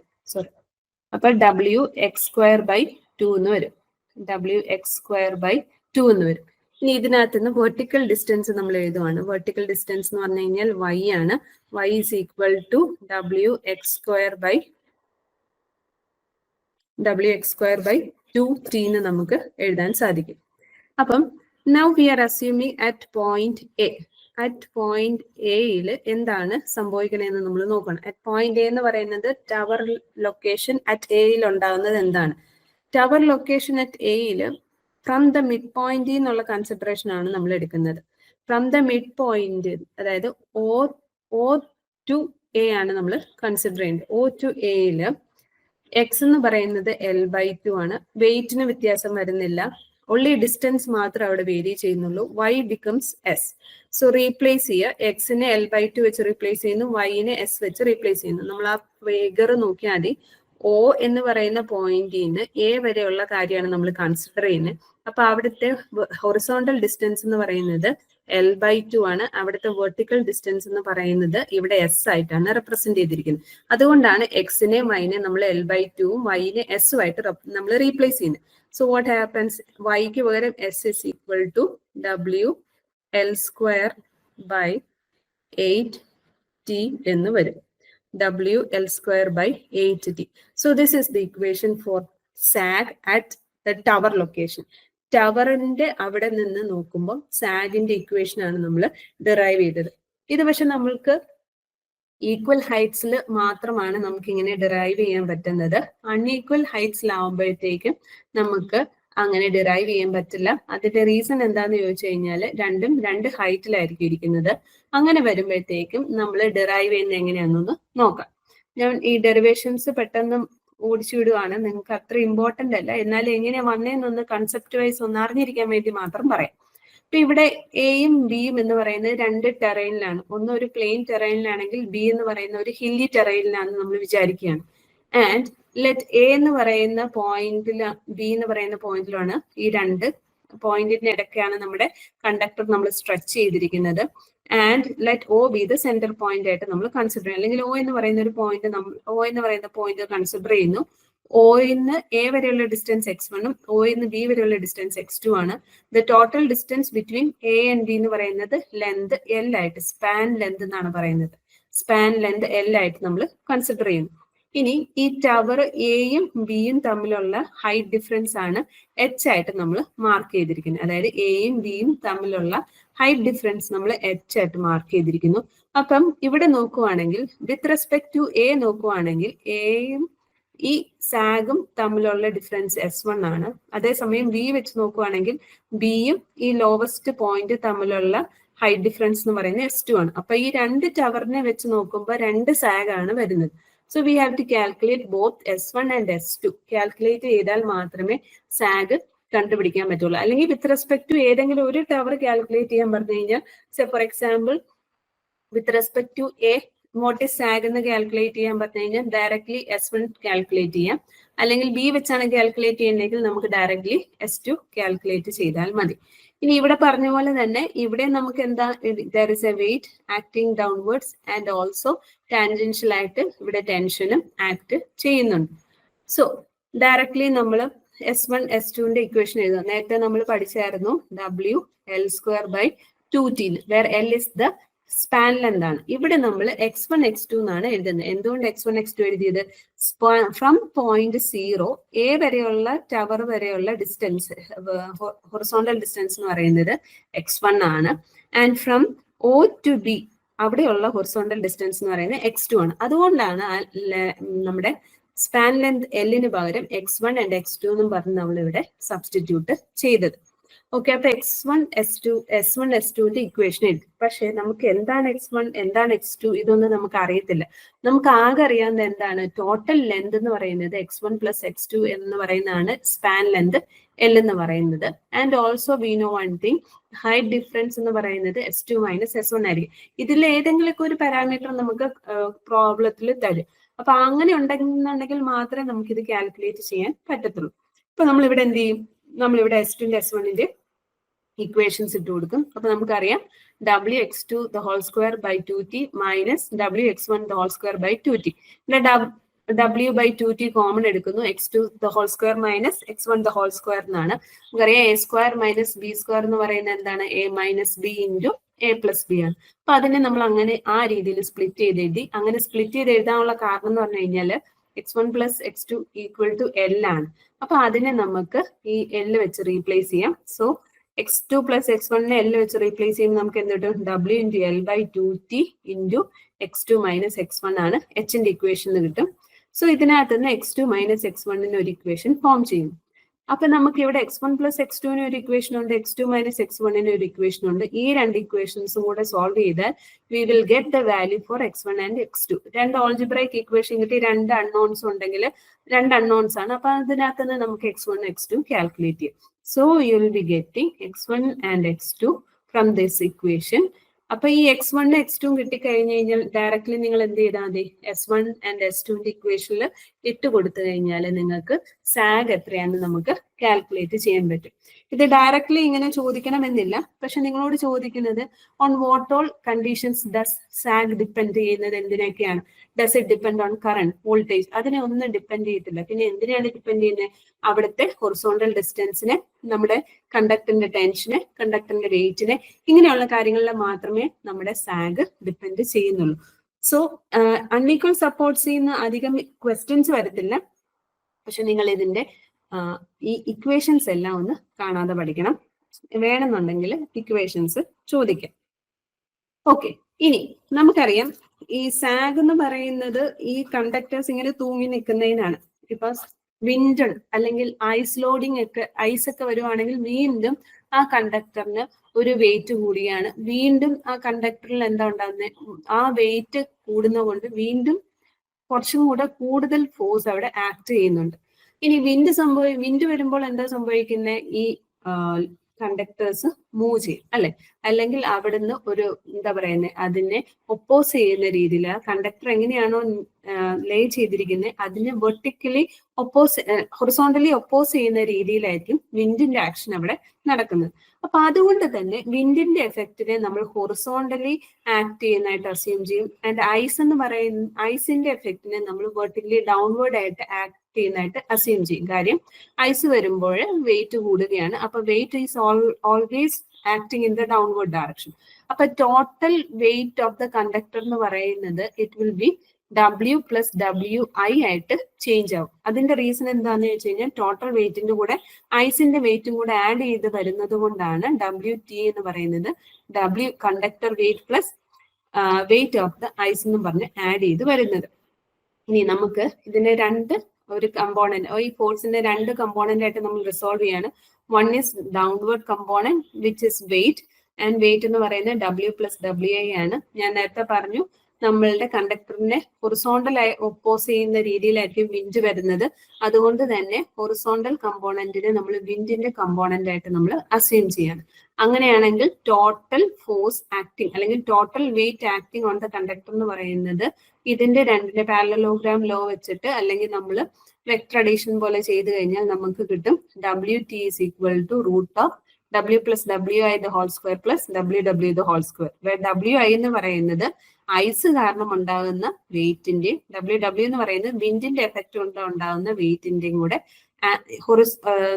എന്താ പറയുന്നത് നമ്മൾ ഓൾജിബ്രൈക് സം എടുത്താൽ മാത്രമേ നമുക്ക് total weight of the conductor നമുക്ക് കണ്ടുപിടിക്കാൻ പറ്റത്തുള്ളൂ. ഇനി അതിന്റെ ഇക്വേഷൻ ഉണ്ട്. അതിന്റെ ഇക്വേഷൻ എന്ന് പറഞ്ഞു കഴിഞ്ഞാല് നമ്മൾ വിൻഡ് ആക്ട് ചെയ്യുന്നത് ഹൊറിസോണ്ടലി ആക്ട് ചെയ്യുന്നതുകൊണ്ട് നമ്മൾ ഇതിനെ ഒരു സിലിണ്ടറിക്കൽ ഷേപ്പിലാണ് നമ്മൾ ഇതിനെ കൺസിഡർ ചെയ്യുന്നത്. ആൻഡ് അതിന്റെ തിക്നെസ് എന്ന് പറയുന്നത് ഈ ഒരു കണ്ടക്ടറിന്റെ തിക്നെസ് എന്ന് പറയുന്നത് T ആയിട്ട് അസ്യൂം ചെയ്യുന്നത് അവിടെ ഐസ് കോട്ടിംഗ് വരുമ്പോഴാണ് T എന്ന് പറയുന്ന തിക്നെസ് അവിടെ ഉണ്ടാകുന്നത്. ആക്ച്വൽ ഡയമീറ്റർ എന്ന് പറയുന്നത് D ആണെങ്കിലും whenever there is ice coating across the conductor we are assuming a thickness of T for the conductor. അങ്ങനെ വരുമ്പോഴത്തേക്ക് total diameter of the conductor will B increasing. അങ്ങനെയാണ് ഈ ഇക്വേഷൻസ് നമ്മൾ ഫോം ചെയ്തെടുക്കുന്നത്. ഇത് അത്രയും ഇമ്പോർട്ടന്റ് ആയിട്ടുള്ള ഇക്വേഷൻസ് ഒന്നും അല്ല, ജസ്റ്റ് അറിഞ്ഞിരിക്കാൻ വേണ്ടി മാത്രം തന്നെന്ന് മാത്രമേ ഉള്ളൂ. ജസ്റ്റ് 2 ഫോഴ്സസുകൾ ആക്ട് ചെയ്യുന്നുണ്ടെന്ന് മാത്രം മനസ്സിലാക്കുക. And total weight of the conductor will increase ചെയ്യും due to wind loading as well as due to ice loading. Ice loading directly downwards ആണ്, വിൻഡ് എന്ന് പറയുന്നത് ഹൊറിസോണ്ടലി ആയിരിക്കും ആക്ട് ചെയ്യുന്നത്. ഇത്രയും കാര്യങ്ങൾ ഇതിനകത്ത് ഇമ്പോർട്ടന്റ് ആയിട്ട് നിങ്ങൾ പഠിച്ചിരിക്കണം. ഓക്കെ, ഇനി ഈ കണ്ടക്ടർ ഇവിടെ നമ്മൾ പറഞ്ഞു ഹൊറിസോണ്ടൽ കമ്പോണന്റ് ആയിട്ടും വെർട്ടിക്കൽ കമ്പോണന്റ് ആയിട്ട് ആക്ട് ചെയ്യുന്നതുകൊണ്ട് തന്നെ ഇറ്റ് മേക്സ് ആൻ ആംഗിൾ തീറ്റ. ഇവിടെ ഒരു ആംഗിൾ തീറ്റ മേക്ക് ചെയ്യുന്നുണ്ട്. ആ ആംഗിൾ തീറ്റനെ നമുക്ക് ടാൻ തീറ്റ വെച്ചിട്ട് നമുക്ക് വേണമെന്നുണ്ടെങ്കിൽ അതിനെ ഡിഫൈൻ ചെയ്യാം. Tan theta is equal to WW by W plus WI. അപ്പൊ ഇവിടെ സാഗിന്റെ ഇക്വേഷൻ എന്ന് പറഞ്ഞു കഴിഞ്ഞാലും സാഗിന്റെ ഇക്വേഷൻ WL² by 8T ആണ്. അവിടെ വെയിറ്റ് എന്ന് പറയുന്നത് total weight of the conductor എന്ന് പറയുമ്പോൾ it will include the weight of wind as well as ice. അത് രണ്ടും ഉണ്ടെങ്കിൽ വിൻഡിന്റെയും ഐസിന്റെയും കൂടെ കൺസിഡർ ചെയ്തിട്ട് വേണം നമ്മൾ WT കണ്ടുപിടിക്കാനായിട്ട്. ഇനി ഇതിനകത്ത് നോക്കിക്കേ, ഇവിടെ നമ്മൾ പറഞ്ഞു ഈ 2 കമ്പോണന്റ് ഉള്ളത് കൊണ്ട് ഫോഴ്സ് എന്ന് പറയുന്നത് ഡയറക്ട്ലി എന്താ പറയുന്നത്, അല്ലെങ്കിൽ നമുക്ക് ഇവിടെ ടോട്ടൽ വെയിറ്റ് എന്ന് പറയുന്നത് ഡയറക്ട്ലി ഡൗൺവേർഡ്സ് ആയിട്ട് ആക്ട് ചെയ്യുന്നതായിട്ട് പറയാൻ പറ്റില്ല. പിന്നെ എന്തായിട്ട് പറയാൻ പറ്റുള്ളൂ, it is making an angle തീറ്റ. അപ്പൊ വെർട്ടിക്കൽ സാഗ് കാൽക്കുലേറ്റ് ചെയ്യണമെങ്കിൽ എന്ത് ചെയ്യണം, വെർട്ടിക്കൽ സാഗ് എന്ന് പറയുമ്പോൾ ഓർത്തോണം it is always acting downwards. അപ്പൊ ആ വെർട്ടിക്കൽ സാഗ് കണ്ടുപിടിക്കാൻ സാഗിന്റെ ഇക്വേഷനെ കോസ് തീറ്റ വെച്ച് മൾട്ടിപ്ലൈ ചെയ്താൽ മാത്രമേ actual sag vertically downward slag നമുക്ക് കിട്ടത്തുള്ളൂ. അല്ലെന്നുണ്ടെങ്കിൽ നമുക്ക് കിട്ടുന്ന എസ് എന്ന് പറയുന്നത് is a slant sag. Slant sag എന്ന് വെച്ചാൽ ചെരിഞ്ഞ സാഗ് ആണ്. And it is making an angle theta with respect to the horizontal. അതിന്റെ റീസൺ ആണ് നമുക്ക് ഈ 2 എഫക്റ്റ്, അതായത് വിൻഡിന്റെയും ഐസിന്റെയും എഫക്റ്റ് വരുന്നത് കൊണ്ടാണ് ആ ഒരു വേരിയേഷൻ അവിടെ ഉണ്ടാകുന്നത്. ഓക്കെ, അപ്പൊ ഇത്രയും കാര്യങ്ങളാണ് സാഗിനെ പറ്റി പറയാനുള്ളത്. നോർമൽ കേസിൽ സ്ട്രിങ്ങിങ് ചാർട്ട് ഉപയോഗിച്ചിട്ടായിരിക്കും മിക്കപ്പോഴും നമ്മൾ നമ്മുടെ മെക്കാനിക്കൽ ഡിസൈൻ ചെയ്യുന്നത്. സ്ട്രിങ്ങിങ് ചാർട്ട് എന്താന്ന് ചോദിച്ചു കഴിഞ്ഞാൽ it is a graph that shows the tension and sag with respect to temperature. അതായത് ടെമ്പറേച്ചറിന്റെ വേരിയേഷൻ അനുസരിച്ച് സാഗും ടെൻഷനും എങ്ങനെ മാറും എന്നുള്ളതാണ് നമ്മളിവിടെ നോക്കുന്നത്. ഇവിടെ നോക്കിക്കഴിഞ്ഞാൽ നമുക്ക് മനസ്സിലാകും സാഗും ടെൻഷൻ എന്ന് പറയുന്നത് it is crossing over at A point, അല്ലെങ്കിൽ ഇത് രണ്ടും ഒരൊറ്റ പോയിന്റിൽ ഓൾമോസ്റ്റ് എന്താ പറയുന്നത് ഒരുമിച്ച് വരുന്നുണ്ട്. അതായിരിക്കും ചിലപ്പോൾ ആ ഒരു പർട്ടിക്കുലർ ടെമ്പറേച്ചറിൽ നമുക്ക് പറയാം സാഗും ടെൻഷൻ എന്ന് പറയുന്നത് ഓൾമോസ്റ്റ് അവിടെ ഈക്വലൈസ് ചെയ്ത് പോകുന്നുണ്ടെന്ന് നമുക്ക് പറയാൻ സാധിക്കും. ഇനി അതേസമയം ഇവിടെ നോക്കുമ്പോൾ നമുക്ക് മനസ്സിലാകും ടെൻഷൻ എന്ന് പറയുന്നത് ടെമ്പറേച്ചർ കൂടുന്നതനുസരിച്ച് ഡിക്രീസ് ചെയ്യും, വേറെ ടെമ്പറേച്ചർ കൂടുന്നതനുസരിച്ച് സാഗ് കൂടും. അപ്പൊ സാഗും ടെൻഷനും ഡയറക്ട്ലി ഇൻവേഴ്സ്ലി പ്രൊപ്പോർഷണൽ ആണ്. അതേപോലെ തന്നെ എൻവയോൺമെന്റൽ കണ്ടീഷൻസിന്റെ വേരിയേഷൻ അനുസരിച്ച് ഈ രണ്ടിനും, അതായത് ടെൻഷനും അതേപോലെ സാഗിനും വേരിയേഷൻസ് ഉണ്ടാകാം. അപ്പൊ ഇത് നമ്മൾ എപ്പോഴും ഒരു normal temperature between 20 to 30 degree Celsius ആണെങ്കിൽ നമുക്ക് പറയാൻ പറ്റും നമ്മുടെ സാഗും ടെൻഷൻ ഓൾമോസ്റ്റ് ഒരു ഈക്വലൈസ് ചെയ്യുന്ന രീതിയിലായിരിക്കും മുന്നോട്ട് പോകുന്നത്. ആ ഒരു പർട്ടിക്കുലർ ടെമ്പറേച്ചറിലാണ് നമ്മുടെ കണ്ടക്ടേഴ്സ് എങ്കിൽ നമുക്ക് പറയാം സാഗും ടെൻഷനും ഒരേപോലെ അല്ലെങ്കിൽ ഈക്വലൈസ് ചെയ്ത് പോകുന്നതുകൊണ്ട് നമ്മുടെ കണ്ടക്ടേഴ്സിന് മാക്സിമം കപ്പാസിറ്റിയിൽ പവർ ട്രാൻസ്മിഷൻ പോസിബിലിറ്റി ഉണ്ട്. അതേസമയം അത് ഒത്തിരി ലോഡിംഗ് എഫക്റ്റ് കൊടുക്കാതെ ആയിരിക്കും അവിടെ പവർ ട്രാൻസ്മിഷൻസ് നടത്തുന്നത്. ഓക്കെ, അപ്പൊ ഇതാണ് സ്ട്രിങ്ങിങ് ചാർട്ടിന്റെ പ്രത്യേകത. അല്ലെങ്കിൽ ഈ സ്ട്രിങ്ങിങ് ചാർട്ട് യൂസ് ചെയ്തിട്ടായിരിക്കും നമ്മൾ മെയിൻലി നമ്മുടെ മെക്കാനിക്കൽ ഡിസൈൻ ചെയ്യുമ്പോഴത്തേക്ക് നമ്മൾ നമ്മുടെ സാഗ് എത്ര വേണം അല്ലെ ടെൻഷൻ എത്ര വേണം, ഏത് ടെമ്പറേച്ചർ ആണ് ഒപ്റ്റിമം കണ്ടീഷൻ എന്നുള്ള കാര്യങ്ങളൊക്കെ നമ്മൾ നോക്കുന്നത്. So what is stringing charge ഏതൊക്കെ തമ്മിലുള്ളതാണ് നമ്മൾ വരയ്ക്കണേ എന്നുള്ള ക്വസ്റ്റ്യൻസുകളൊക്കെ നമുക്ക് എക്സ്പെക്ട് ചെയ്യും. Next one is underground cables. So ഇതാണ് നമ്മുടെ അണ്ടർഗ്രൗണ്ട് കേബിൾ എന്നൊക്കെ പറയുന്നത്. ഇപ്പൊ നമ്മൾ എറണാകുളം പോലെയുള്ള സിറ്റിയിലോട്ടൊക്കെ പോയി കഴിഞ്ഞാൽ നമുക്ക് അല്ലെങ്കിൽ തന്നെ ഇപ്പൊ ഉള്ള പല ഏരിയസിലും നമ്മുടെ ടവറുകളിലോട്ടൊക്കെ കുറച്ചും കൂടെ ഈ സിറ്റീസിലോട്ടൊക്കെ പോയി കഴിഞ്ഞാൽ നമുക്ക് മനസ്സിലാകും ടവറിലൂടെ ഒരു ബ്ലാക്ക് കളറിൽ കേബിൾസ് ആണ് പോകുന്നത്. ഓവർഹെഡ് ലൈൻസ് ആയിട്ട് തന്നെ കേബിൾസ് ആണ് ബ്ലാക്ക് കളറിൽ പോകുന്നത്. അത് ഈ ഒരു അണ്ടർഗ്രൗണ്ട് കേബിൾ തന്നെയാണ്. അണ്ടർഗ്രൗണ്ടിലൂടെ വലിക്കുന്നതിന് പകരം അത് നമ്മൾ ഓവർഹെഡിലോട്ട് പോകുന്നു എന്ന് മാത്രമേ ഉള്ളൂ. അപ്പൊ ഈ അണ്ടർഗ്രൗണ്ട് കേബിൾസ് കൊണ്ട് എന്തെങ്കിലും പ്രയോജനം ഉണ്ടോ എന്ന് ചോദിച്ചു കഴിഞ്ഞാൽ നമ്മൾ തിക്ലി പോപ്പുലേറ്റഡ് ആയിട്ടുള്ള ഏരിയാസിൽ അല്ലെങ്കിൽ കൂടുതലായിട്ട് കൺസ്ട്രക്ഷൻസുകളൊക്കെ ഉള്ള ഏരിയാസിലൊക്കെ ആണെന്നുണ്ടെങ്കിൽ അണ്ടർഗ്രൗണ്ട് കേബിൾസ് തന്നെയാണ് എപ്പോഴും പ്രിഫറബിളി നല്ലത് എന്ന് പറയുന്നത്. ഇപ്പൊ ഡെൻസ്ലി പോപ്പുലേറ്റഡ് ഏരിയയിലൊക്കെ ഓവർഹെഡിനേക്കാളും അണ്ടർഗ്രൗണ്ട് കേബിൾസ് ആണ് പബ്ലിക് സേഫ്റ്റിക്ക് ഏറ്റവും നല്ലത്. അതേപോലെ തന്നെ ലാൻഡ് യൂസേജ് കുറവായിരിക്കും. അതേപോലെ തന്നെ ഹ്യൂമൻസും അല്ലെങ്കിൽ നമുക്ക് എന്താ പറയുന്നത് പെട്ടെന്ന് എന്തെങ്കിലും അപകടങ്ങൾ ഉണ്ടാകാനുള്ള പോസിബിലിറ്റീസ് അവിടെ കുറവായിരിക്കും, ഫോൾട്ട് കുറവായിരിക്കും. പിന്നെ ലൈറ്റ്നിങ്ങും അതേപോലെ വിൻഡ്, ഐസ് അങ്ങനെയുള്ള പ്രശ്നങ്ങളിൽ നിന്നൊക്കെ നമുക്ക് ബെറ്റർ എഫക്റ്റീവ് ആയിട്ട് അത് വർക്ക് ചെയ്യിക്കാൻ പറ്റും. പിന്നെ കമ്മ്യൂണിക്കേഷൻ ലൈൻസ് ആയിട്ടുള്ള ഇന്റർഫറൻസുകൾ കുറവായിരിക്കും. അതേപോലെ തന്നെ ഇൻസ്റ്റലേഷൻ ഓവർഹെഡിനേക്കാളും ബെറ്റർ ഇൻസ്റ്റലേഷൻ നമുക്ക് ചെയ്യാൻ പറ്റുന്നത് അണ്ടർഗ്രൗണ്ട് കേബിൾസ് തന്നെയായിരിക്കും. പിന്നെ നമുക്ക് ഐഡിയൽ കേസസിൽ വാട്ടർ ബോഡീസിലൂടെ നമുക്ക് ട്രാൻസ്മിഷൻ നടത്തണം എന്നുണ്ടെങ്കിൽ നമുക്ക് അണ്ടർഗ്രൗണ്ട് കേബിൾസ് യൂസ് ചെയ്യുന്നതാണ് ഏറ്റവും ബെറ്റർ എന്ന് പറയുന്നത്. ഓക്കെ, അപ്പൊ അണ്ടർഗ്രൗണ്ട് കേബിൾസ് എന്ന് പറഞ്ഞു കഴിഞ്ഞാൽ ഈ നേരത്തെ കാണിച്ച ഫിഗറിനകത്ത് നമുക്ക് ഒരു കണ്ടക്ടർ അല്ല നമുക്ക് 3 കണ്ടക്ടേഴ്സ് വേണമെങ്കിൽ ട്രാൻസ്മിറ്റ് ചെയ്യാം, R, Y, B. ഇനി വേണേ ഒരെണ്ണം മാത്രമാണെങ്കിൽ ഒരെണ്ണം ആയിട്ട് വേണമെങ്കിൽ നമുക്ക് ട്രാൻസ്മിറ്റ് ചെയ്യാം. അപ്പൊ ഈ 3 കണ്ടക്ടേഴ്സിനെ നമ്മൾ പ്രൊട്ടക്റ്റഡ് ആയിട്ട് ഇൻസുലേറ്റ് ചെയ്ത് അണ്ടർഗ്രൗണ്ട് വഴി ട്രാൻസ്മിറ്റ് ചെയ്യുന്നതിനെയാണ് നമ്മൾ അണ്ടർഗ്രൗണ്ട് കേബിൾസ് എന്ന് നമ്മൾ പ്രത്യേകം പറയുന്നത്. ഇനി വാട്ട് ആർ ദ അഡ്വാൻറ്റേജസ് എന്ന് പറഞ്ഞു കഴിഞ്ഞാൽ നമുക്ക് ഇതിൽ ഡാമേജ് ഉണ്ടാകുന്നത് കുറവാണ്. നേരത്തെ പറഞ്ഞ പോലെ തന്നെ മെയിൻ്റെനൻസ് കോസ്റ്റ് കുറവാണ്, ഫോൾട്ട് ഉണ്ടാകുന്നത് കുറവാണ്, വോൾട്ടേജ് ഡ്രോപ്പ് കുറവാണ്. പിന്നെ കുറച്ചും കൂടെ അപ്പിയറൻസ് വൈസ് ആണെങ്കിൽ അണ്ടർഗ്രൗണ്ട് കേബിൾസ് ആയിരിക്കും കുറച്ചും കൂടെ എഫക്റ്റീവ് എന്ന് പറയുന്നത്. ഡിസ്അഡ്വാൻറ്റേജ് എന്ന് ചോദിച്ചു കഴിഞ്ഞാൽ ഇൻസ്റ്റലേഷന് കൂടുതൽ സമയം എടുക്കും, അതേപോലെ തന്നെ കോസ്റ്റും കൂടുതലാണ്. കാര്യം നമ്മൾ ഡ്രഡ്ജ് കുഴിച്ച് അതിൻ്റെ ഉള്ളിൽ വേണം നമ്മൾ ഇത് പ്ലേസ് ചെയ്യാനായിട്ട്. അപ്പൊ അതിന്റെ സമയം കാലതാമസങ്ങളും ഒക്കെ ഉണ്ടാകും. പിന്നെ ഇത് നമുക്ക് ഹൈ വോൾട്ടേജ് നോക്കുമ്പോഴത്തേക്ക് നമുക്ക് അണ്ടർഗ്രൗണ്ട് കേബിൾസ് ഡിസഡ്വാൻറ്റേജസ് ആണ്. കാര്യം high voltage transmission underground cables preferably use ചെയ്യാറില്ല. അതെപ്പോഴും നമ്മൾ ഓവർഹെഡ് ലൈൻസ് ആണ് യൂസ് ചെയ്യുന്നത്. ബിക്കോസ് ഹൈ എന്താ പറയുന്നത് ട്രാൻസ്മിഷൻ ലൈൻ അല്ലെങ്കിൽ ട്രാൻസ്മിറ്റിംഗ് ഡിസ്റ്റൻസ് എന്ന് പറയുന്നത് ഒത്തിരി ഹൈ ആയതുകൊണ്ട് തന്നെ നമുക്ക് ഫുൾ ത്രൂ ഔട്ട് ഡ്രഡ്ജ് എടുത്ത് അത് ചെയ്യാനുള്ള അവൈലബിലിറ്റി ഉണ്ടാവത്തില്ല. അതുകൊണ്ടാണ് നമ്മൾ അത് ഓവർഹെഡ് ലൈൻസിലോട്ട് നമ്മൾ സ്വിച്ച് ചെയ്യുന്നത്. പിന്നെ മെയിൻലി ഒരു 66 kV വരെയുള്ള വോൾട്ടേജസിനൊക്കെയാണ് മെയിൻലി നമ്മൾ അണ്ടർഗ്രൗണ്ട് കേബിൾസ് പ്രിഫറബിളി യൂസ് ചെയ്യുന്നത്. എബോവ് 66 kV ആണെങ്കിൽ നമ്മൾ മിക്കപ്പോഴും ഓവർഹെഡ് ലൈൻസിലോട്ടാണ് സ്വിച്ച് ചെയ്യാറ്. പിന്നെ ഓവർഹെഡ് ലൈൻസിന്റെ ഒരു പ്രത്യേകത എന്താണെന്ന് ചോദിച്ചു കഴിഞ്ഞാൽ അതിൽ ഹീറ്റ് ലോസസ് ഉണ്ടാകാറുണ്ട്. നമുക്കറിയാം അതൊരു റെസിസ്റ്റൻസ് ഉള്ള ഒരു കണ്ടക്ടറാണ്. അപ്പം കണ്ടക്ടറിലൂടെ കറണ്ട് പാസ് ചെയ്യുമ്പോൾ ഈ റെസിസ്റ്റൻസ് കാരണം അവിടെ ഒരു ചൂട് ഉണ്ടാവുക, ഹീറ്റ് ലോസസ് അവിടെ ഉണ്ടാകും, I²R ലോസസ് അവിടെ ഉണ്ടാകുന്നുണ്ട്. ഈ I²R ലോസസ് ചുറ്റുമുള്ള അറ്റ്മോസ്ഫിയറിലോട്ട് അത് എന്താ പറയുന്നത്, അത് വിട്ടുകൊടുക്കുന്നതുകൊണ്ടാണ് ആ ഹീറ്റിംഗ് ലോസ് ഒന്നും അത്ര അനുഭവപ്പെടാതെ, അല്ലെങ്കിൽ അത് അറ്റ്മോസ്ഫിയർ തന്നെ അത് കൂൾ ചെയ്ത് വിടുകയാണ്. പക്ഷെ അണ്ടർഗ്രൗണ്ട് കേബിളിന്റെ കേസിൽ ഈ ഒരു ഹീറ്റ് ഡിസിപ്പേഷൻ എന്ന് പറയുന്നത് പോസിബിൾ അല്ല.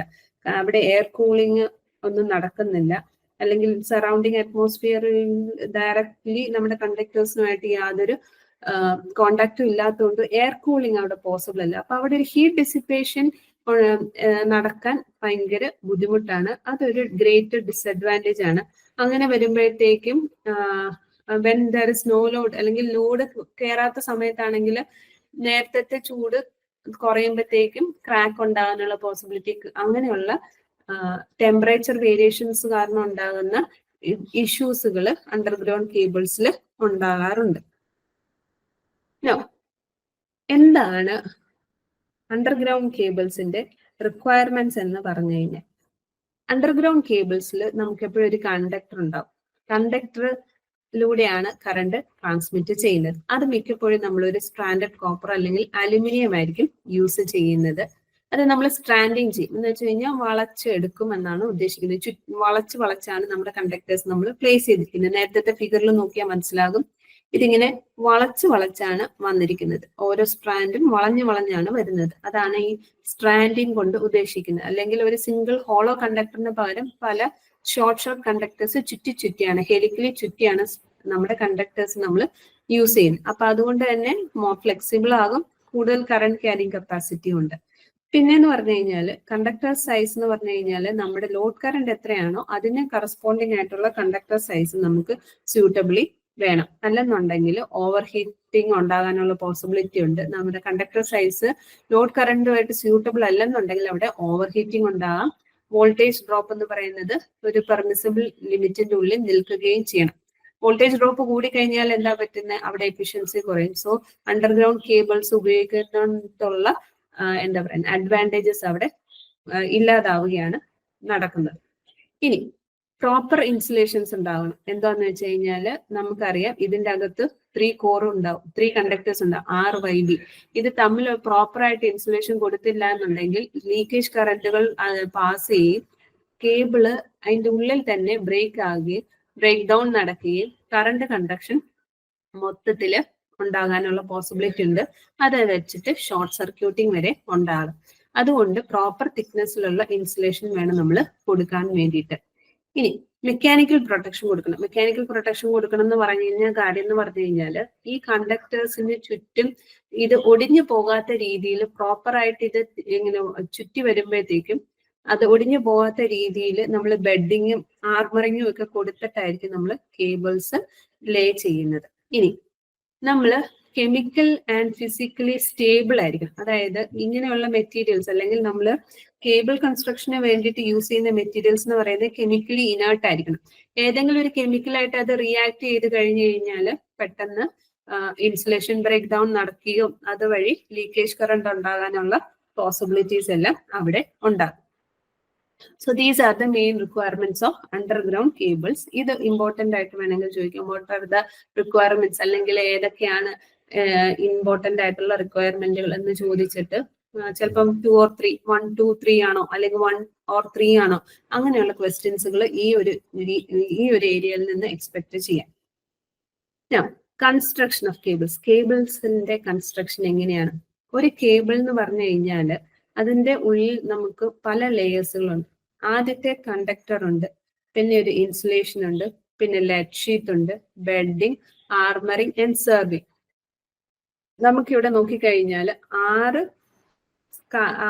സെറ്റ് കഴിഞ്ഞ്, അല്ലെങ്കിൽ 6 കാര്യങ്ങളാണ് ഒരു കേബിളിന്റെ ഉള്ളിൽ ഉണ്ടാകുന്നത്.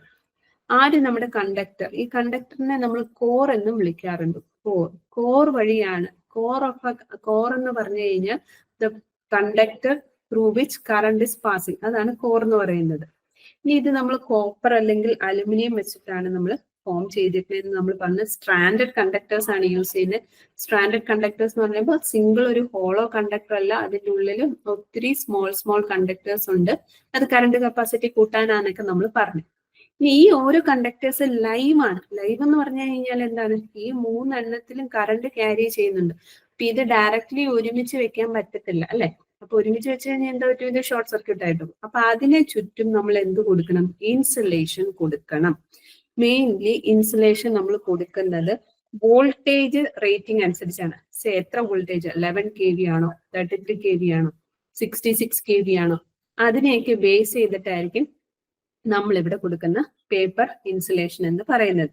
ഇനി നമ്മൾ ഇവിടെ യൂസ് ചെയ്യുന്ന ഇൻസുലേഷൻ എന്ന് പറയുന്നത് ഇംപ്രഗ്നേറ്റഡ് പേപ്പർ ആയിരിക്കും. ഇംപ്രഗ്നേറ്റഡ് പേപ്പർ, അതായത് പൾപ്പ് പേപ്പർ ആയിരിക്കും. പൾപ്പ് പോലുള്ള പേപ്പർ ആയിരിക്കും. ഈ പൾപ്പ് പേപ്പർ നമ്മൾ എന്താ ചെയ്യുന്നത്, പാരാഫിനിലോ അല്ലെങ്കിൽ ഓയിലിലോ എല്ലാം നമ്മൾ അങ്ങ് ഡിപ്പ് ചെയ്തിട്ടായിരിക്കും നമ്മൾ ഇതിനെ ഇൻസുലേഷന് വേണ്ടിയിട്ട് യൂസ് ചെയ്യുന്നത്. അതങ്ങനെ ചെയ്യുന്നതിന്റെ കാര്യം, നമ്മൾ അതിന്റെ ഇൻസുലേഷൻ പ്രോപ്പർട്ടി കൂട്ടാൻ വേണ്ടിയിട്ടാണ് നമ്മൾ അങ്ങനെ ചെയ്യുന്നത്. പിന്നെ അതേപോലെ നമ്മൾ വേറെ യൂസ് ചെയ്യുന്ന ഇൻസുലേറ്റേഴ്സ് എന്ന് പറയുന്നത് റബ്ബർ, PVC, XLPE ആണ് മോർ പ്രോമിനന്റ് ആയിട്ട് നമ്മൾ യൂസ് ചെയ്യുന്നത്. XLPE ആണ്. XLPE എന്ന് പറഞ്ഞു കഴിഞ്ഞാൽ ക്രോസ് ലിങ്ക്ഡ് പോളിയെത്തിലീൻ ആണ്. XLPE എന്ന് വെച്ചാൽ cross linked poly ethylene. XLPE അല്ലെങ്കിൽ PVC യൂസ് ചെയ്യാറുണ്ട്. അതേപോലെ തന്നെ വാർണിഷ്ഡ് കേംബ്രിക് അല്ലെങ്കിൽ റബ്ബർ ആണെങ്കിലും നമ്മൾ യൂസ് ചെയ്യാറുണ്ട്. അപ്പൊ insulation mainly paper insulation use ചെയ്യും, അല്ലെങ്കിൽ നമ്മൾ PVC അല്ലെങ്കിൽ XLPE നമ്മൾ യൂസ് ചെയ്യാറുണ്ട്. ഇനി അടുത്തതെന്ന് പറഞ്ഞു കഴിഞ്ഞാൽ ലെഡ് ഷീറ്റ് ആണ്, അല്ലെങ്കിൽ മെറ്റാലിക് ഷീറ്റ് എന്ന് പറയും. ലെഡ് എന്ന് പറയുന്ന ഒരു മെറ്റൽ ആയതുകൊണ്ടാണ് ലെഡ് ഷീറ്റ് എന്ന് പറയുന്നത്. മെറ്റാലിക് ഷീറ്റ് എന്നാണ് മെയിൻലി പറയുന്നത്. അപ്പൊ കോറുണ്ട്, കോറിന് അങ്ങോട്ടും ഇങ്ങോട്ടും എന്താ പറയുന്നത് മുട്ടാതിരിക്കാൻ നമ്മൾ അതിന് ചുറ്റും ഇൻസുലേഷൻ കൊടുക്കുന്നുണ്ട്. അതിനെ മൊത്തത്തിൽ കവർ ചെയ്യുന്ന ഒരു മെറ്റാലിക് ഷീറ്റ് ഉണ്ട്. മെറ്റാലിക് ഷീറ്റ് നമ്മൾ ലെഡ് ആണ് യൂസ് ചെയ്യുന്നതെങ്കിൽ ലെഡ് ഷീറ്റ് എന്ന് പറയും. അലുമിനിയം ആണ് യൂസ് ചെയ്യുന്നതെങ്കിൽ അലുമിനിയം ഷീറ്റ് എന്നായിരിക്കും പറയുന്നത്. ഇത് എന്തിനായി മെറ്റാലിക് ഷീറ്റ് കൊടുക്കണേന്ന് ചോദിച്ചു കഴിഞ്ഞാൽ പുറത്ത്, അതായത് ഈ കണ്ടക്ടേഴ്സിനെ പുറത്തോട്ടുള്ള അറ്റ്മോസ്ഫിയറിൽ നിന്നുള്ള ഡയറക്റ്റ് കോണ്ടാക്ട് അവോയ്ഡ് ചെയ്യാൻ വേണ്ടിയിട്ടാണ് ലെഡ് ഷീറ്റ് കൊടുക്കുന്നത്. അതായത് മോയ്സ്ചർ, ഗ്യാസസ്, അതേപോലെ അല്ലെ ആസിഡ്, ആൽക്കലീസ് ഡയറക്ട്ലി നമ്മുടെ കണ്ടക്ടേഴ്സിനെ എഫക്ട് ചെയ്യാതിരിക്കാൻ വേണ്ടിയിട്ടാണ് നമ്മൾ മെറ്റാലിക് ഷീറ്റ് നമ്മൾ കൊടുക്കുന്നത്. അത് കഴിഞ്ഞിട്ട് മെറ്റാലിക് ഷീറ്റിന് ചുറ്റും നമ്മൾ കൊടുക്കുന്നതാണ് ബെഡിങ്.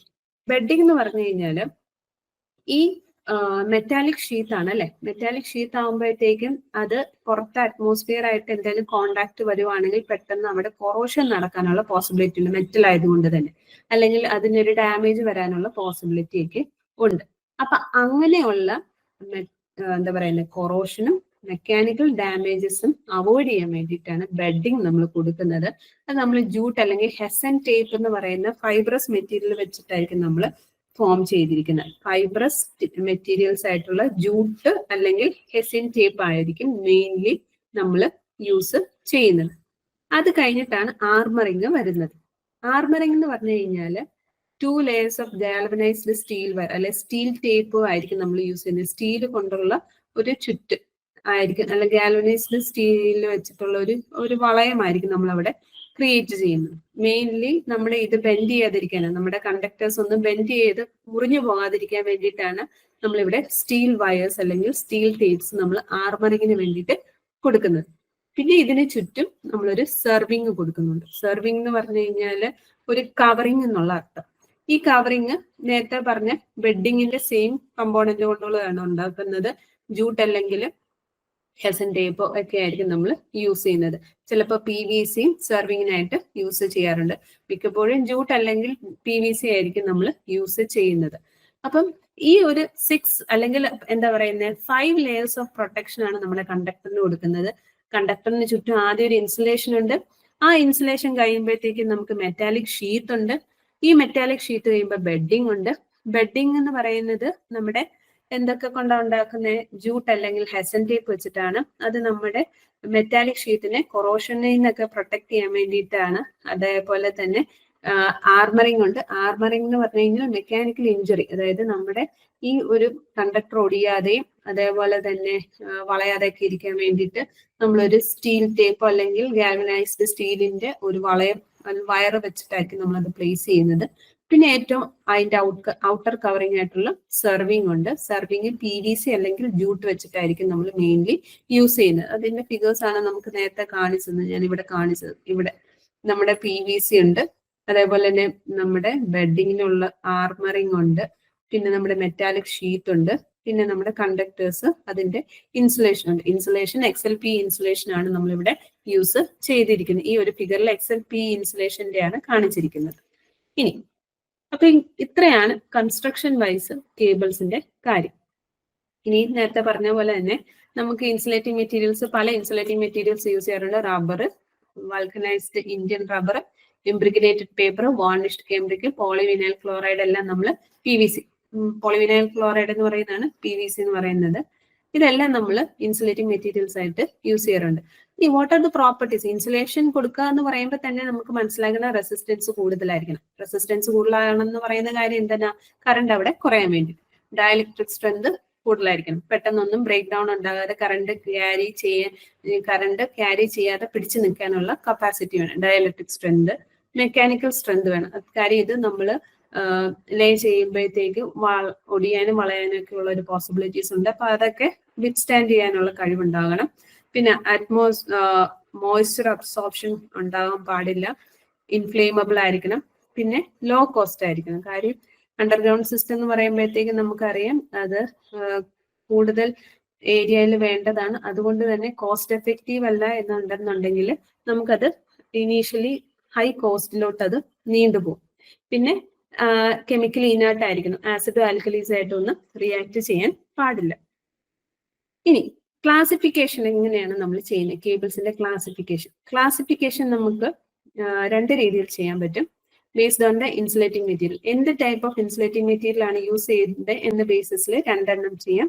ഒന്ന് PVC, ഒന്ന് XLPE ഉണ്ട്. ഇനി അതേപോലെ തന്നെ വോൾട്ടേജിന്റെ ബേസിസിൽ നമുക്ക് 5 ആയിട്ട് ഡിവൈഡ് ചെയ്യുന്നത്. Low tension, high tension, super tension, extra high tension, extra super voltage cables. ശ്രദ്ധിക്കേണ്ട കാര്യം, this is only for underground കേബിൾസിന് മാത്രമാണ് ഇങ്ങനത്തെ ക്ലാസിഫിക്കേഷൻ. ഓവർ ഹെഡ് ലൈൻസിന് ഇങ്ങനത്തെ ക്ലാസിഫിക്കേഷൻ അല്ല. അത് പ്രത്യേകം നിങ്ങൾ ഓർത്തിരിക്കുക. ലോ ടെൻഷൻ ആണെങ്കിൽ 1000 വോൾട്ടേജ് വരെ, ഹൈ ടെൻഷൻ ആണെങ്കിൽ 11 kV വരെ, സൂപ്പർ ടെൻഷൻ ആണെങ്കിൽ 33 kV വരെ, 33 to 66 ആണെങ്കിൽ എക്സ്ട്രാ ഹൈ ടെൻഷൻ വരും. എക്സ്ട്രാ സൂപ്പർ വോൾട്ടേജ് ആണെങ്കിൽ 132 kV ആയിരിക്കും അതിന്റെ ട്രാൻസ്മിഷൻ വോൾട്ടേജ് എന്ന് പറയുന്നത്. ഇനി നമുക്ക് നോർമൽ കേസിൽ സിംഗിൾ കോർ കേബിൾ ഉണ്ട്, 3 കോർ കേബിൾ ഉണ്ട്, 3.5 കോർ കേബിൾ ഉണ്ട്. സിംഗിൾ കോർ കേബിൾ എന്ന് പറയുമ്പോൾ ഒരു ഫേസ് മാത്രമേ അവിടെ ഉണ്ടാവുള്ളൂ. ഒന്നെങ്കിൽ R, അല്ലെങ്കിൽ Y, അല്ലെങ്കിൽ B. ഒരൊറ്റ കണ്ടക്ടർ ഫേസ് മാത്രം, ലൈൻ മാത്രമേ അവിടെ പാസ് ചെയ്ത് പോകത്തുള്ളൂ. അതാണ് നമ്മുടെ സിംഗിൾ കോർ കേബിൾ എന്ന് പറയുന്നത്. ഈ 3 ഫേസ് ആണ്, അല്ലെ 3 കോർ കേബിൾ ആണെങ്കിൽ, 3 കോർ കേബിൾ ആണെങ്കിൽ R ഉണ്ടാകും, Y ഉണ്ടാകും, B ഉണ്ടാകും. അങ്ങനെ 3 കോറുകൾ ഉള്ളതായിരിക്കും 3 കോർ കേബിൾ. 3.5 കോർ എന്ന് പറയുമ്പോൾ R, Y, B ആൻഡ് ന്യൂട്രലും കൂടെ ഉള്ളതാണ് നമ്മൾ 3.5 കോർ എന്ന് പറയുന്നത്.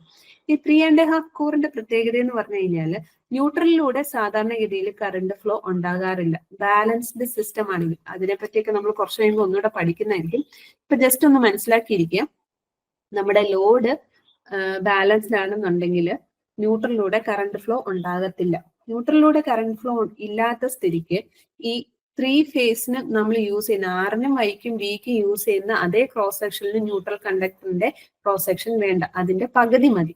അതുകൊണ്ടാണ് നമ്മൾ അവിടെ 3.5 കോർ എന്ന് പറയുന്നത്. ഇനി അതേസമയം എന്തെങ്കിലും കാരണവശാൽ ഈ ലോഡ് അൺബാലൻസ്ഡ് ആയി കഴിഞ്ഞു കഴിഞ്ഞാൽ എന്ത് പറ്റും? ന്യൂട്രലിലൂടെ കറണ്ട് ഫ്ലോ ഉണ്ടാകാനുള്ള പോസിബിലിറ്റി ഉണ്ട്. അങ്ങനെയുള്ള കണ്ടീഷൻസിൽ അല്ലെങ്കിൽ അങ്ങനെയുള്ള ആപ്ലിക്കേഷൻസിന് നമ്മൾ 4 കോർ കേബിൾസ് ആയിരിക്കും യൂട്ടിലൈസ് ചെയ്യുന്നത്. അത് മാത്രം പ്രത്യേകം ഒന്ന് അറിഞ്ഞിരിക്കുക. ഇനി നമ്മൾ ഈ കേബിൾസിനെ 3 ഫേസിന്റെ സർവീസിന് വേണ്ടിയിട്ടാണ് മെയിൻലി നമ്മൾ യൂസ് ചെയ്യുന്നത്. സിംഗിൾ കോർ കേബിൾ എപ്പോഴും നമ്മൾ യൂസ് ചെയ്യാറില്ല, 3 കോറിനായിരിക്കും പർട്ടിക്കുലർലി നമ്മൾ യൂസ് ചെയ്യുന്നത്. ഇനി 66 kV താഴെയുള്ളതിനാണ് മെയിൻലി 3 കോർ കേബിൾസ് യൂസ് ചെയ്യുന്നത്. 66 kV മുകളിലാണെങ്കിൽ നമ്മൾ സിംഗിൾ കോർ കേബിൾസ് ആയിട്ടായിരിക്കും യൂസ് ചെയ്യുന്നത്. അപ്പൊ ഓരോ ഫേസിനും ഓരോ കേബിൾസ് നമ്മൾ അവിടെ യൂട്ടിലൈസ് ചെയ്യേണ്ടി വരും. എബോവ് 66 kV ട്രാൻസ്മിഷൻസ് നമ്മൾ പൊതുവെ ഓവർ ഹെഡിലോട്ടാണ് മിക്കപ്പോഴും യൂസ് ചെയ്യാറുള്ളത്. അണ്ടർഗ്രൗണ്ടിലോട്ട് അത്ര പോകാറില്ല. ഓക്കെ, അപ്പൊ ഇനി നമുക്ക് ഓരോന്നും നമുക്ക് നോക്കാം, ഏതൊക്കെയാണെന്നൊന്ന് നോക്കാം. 3 ഫേസിന്റെ കേസിൽ 3 ടൈപ്പ് ഉണ്ട്. അതായത് belted cable, screened cable, pressure cable.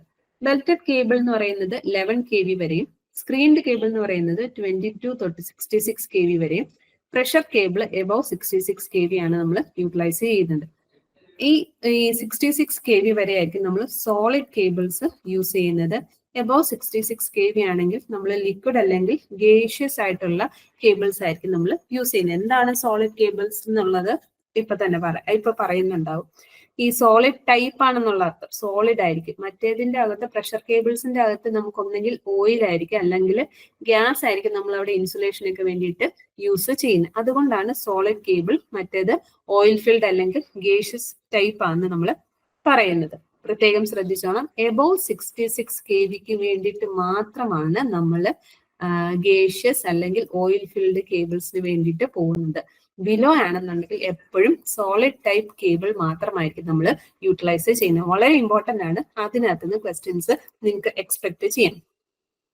So first one എന്ന് പറയുന്നത് ബെൽറ്റഡ് കേബിൾ ആണ്. നമ്മൾ പറഞ്ഞ പോലെ തന്നെ ബിലോ 66 kV ആയതുകൊണ്ട് തന്നെ അവിടെ 3 കോർ ഉണ്ടാകും. R, Y, B എന്ന് പറയുന്ന 3 കോർ കേബിൾസ് ആണ്. കണ്ടക്ടേഴ്സ് 3 കണ്ടക്ടേഴ്സ് ഉണ്ട്. ഓരോ കണ്ടക്ടേഴ്സിന് ചുറ്റും എന്തുണ്ട്? പേപ്പർ ഇൻസുലേഷൻ ഉണ്ട്. അത് കഴിഞ്ഞിട്ട് മൊത്തത്തിൽ ഒരു പേപ്പർ ബെൽറ്റ് പോലെ വീണ്ടും ഒരു ഇൻസുലേഷൻ നമ്മൾ കൊടുക്കുന്നുണ്ട്. അത് കഴിഞ്ഞിട്ട് നമ്മൾ ലെഡ് ഷീറ്റ് കൊടുക്കും. അത് കഴിഞ്ഞിട്ടായിരിക്കും നമ്മൾ സെർവിങ് കൊടുക്കുന്നത്.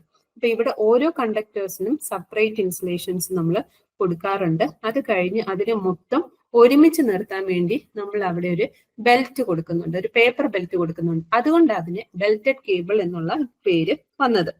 ഇനി ഇവിടെ നമുക്ക് കണ്ടക്ടേഴ്സിന് ബിറ്റ്വീൻ നമുക്ക് ഗ്യാപ്സുകൾ ഉണ്ടാകും. അവിടെ നമ്മൾ ഫൈബ്രസ് മെറ്റീരിയൽസോ അല്ലെന്നുണ്ടെങ്കിൽ ഇൻസുലേറ്റിംഗ് പേപ്പറൊക്കെ വെച്ചിട്ട് വേണമെങ്കിൽ നമുക്കത് ഫില്ല് ചെയ്തെടുക്കാൻ പറ്റും. പിന്നെ ഇത് കുറച്ചും കൂടെ ഫ്ലെക്സിബിലിറ്റി കൊടുക്കും. അതേപോലെ ഒരു സർക്കുലർ ഷേപ്പ് പ്രൊവൈഡ് ചെയ്യാനും വേണ്ടിയിട്ടാണ് നമ്മൾ ലെഡ് ഷീറ്റും ആർമറിങ്ങും നമ്മൾ കൊടുക്കുന്നത്. പിന്നെ ഇത് നമ്മൾ എന്താ പറയുന്നത്, നമുക്കിത് നോൺ സർക്കുലർ ആയിട്ട് വേണമെങ്കിൽ യൂസ് ചെയ്യാം. അത് സ്പേസിന്റെ അവൈലബിലിറ്റി അനുസരിച്ചായിരിക്കും നമ്മൾ അത് ചെയ്യുന്നത്. Always remember that electrical current flow ചെയ്യുമ്പോൾ അവിടെ ഇലക്ട്രിക് ഫീൽഡ് സെറ്റപ്പ് ആവുന്നുണ്ട്. ഈ ഇലക്ട്രിക്കൽ ഫീൽഡ് എന്ന് പറയുന്നത് എപ്പോഴും ടാൻജൻഷ്യൽ ആയിട്ടായിരിക്കും ആക്ട് ചെയ്യുന്നത്.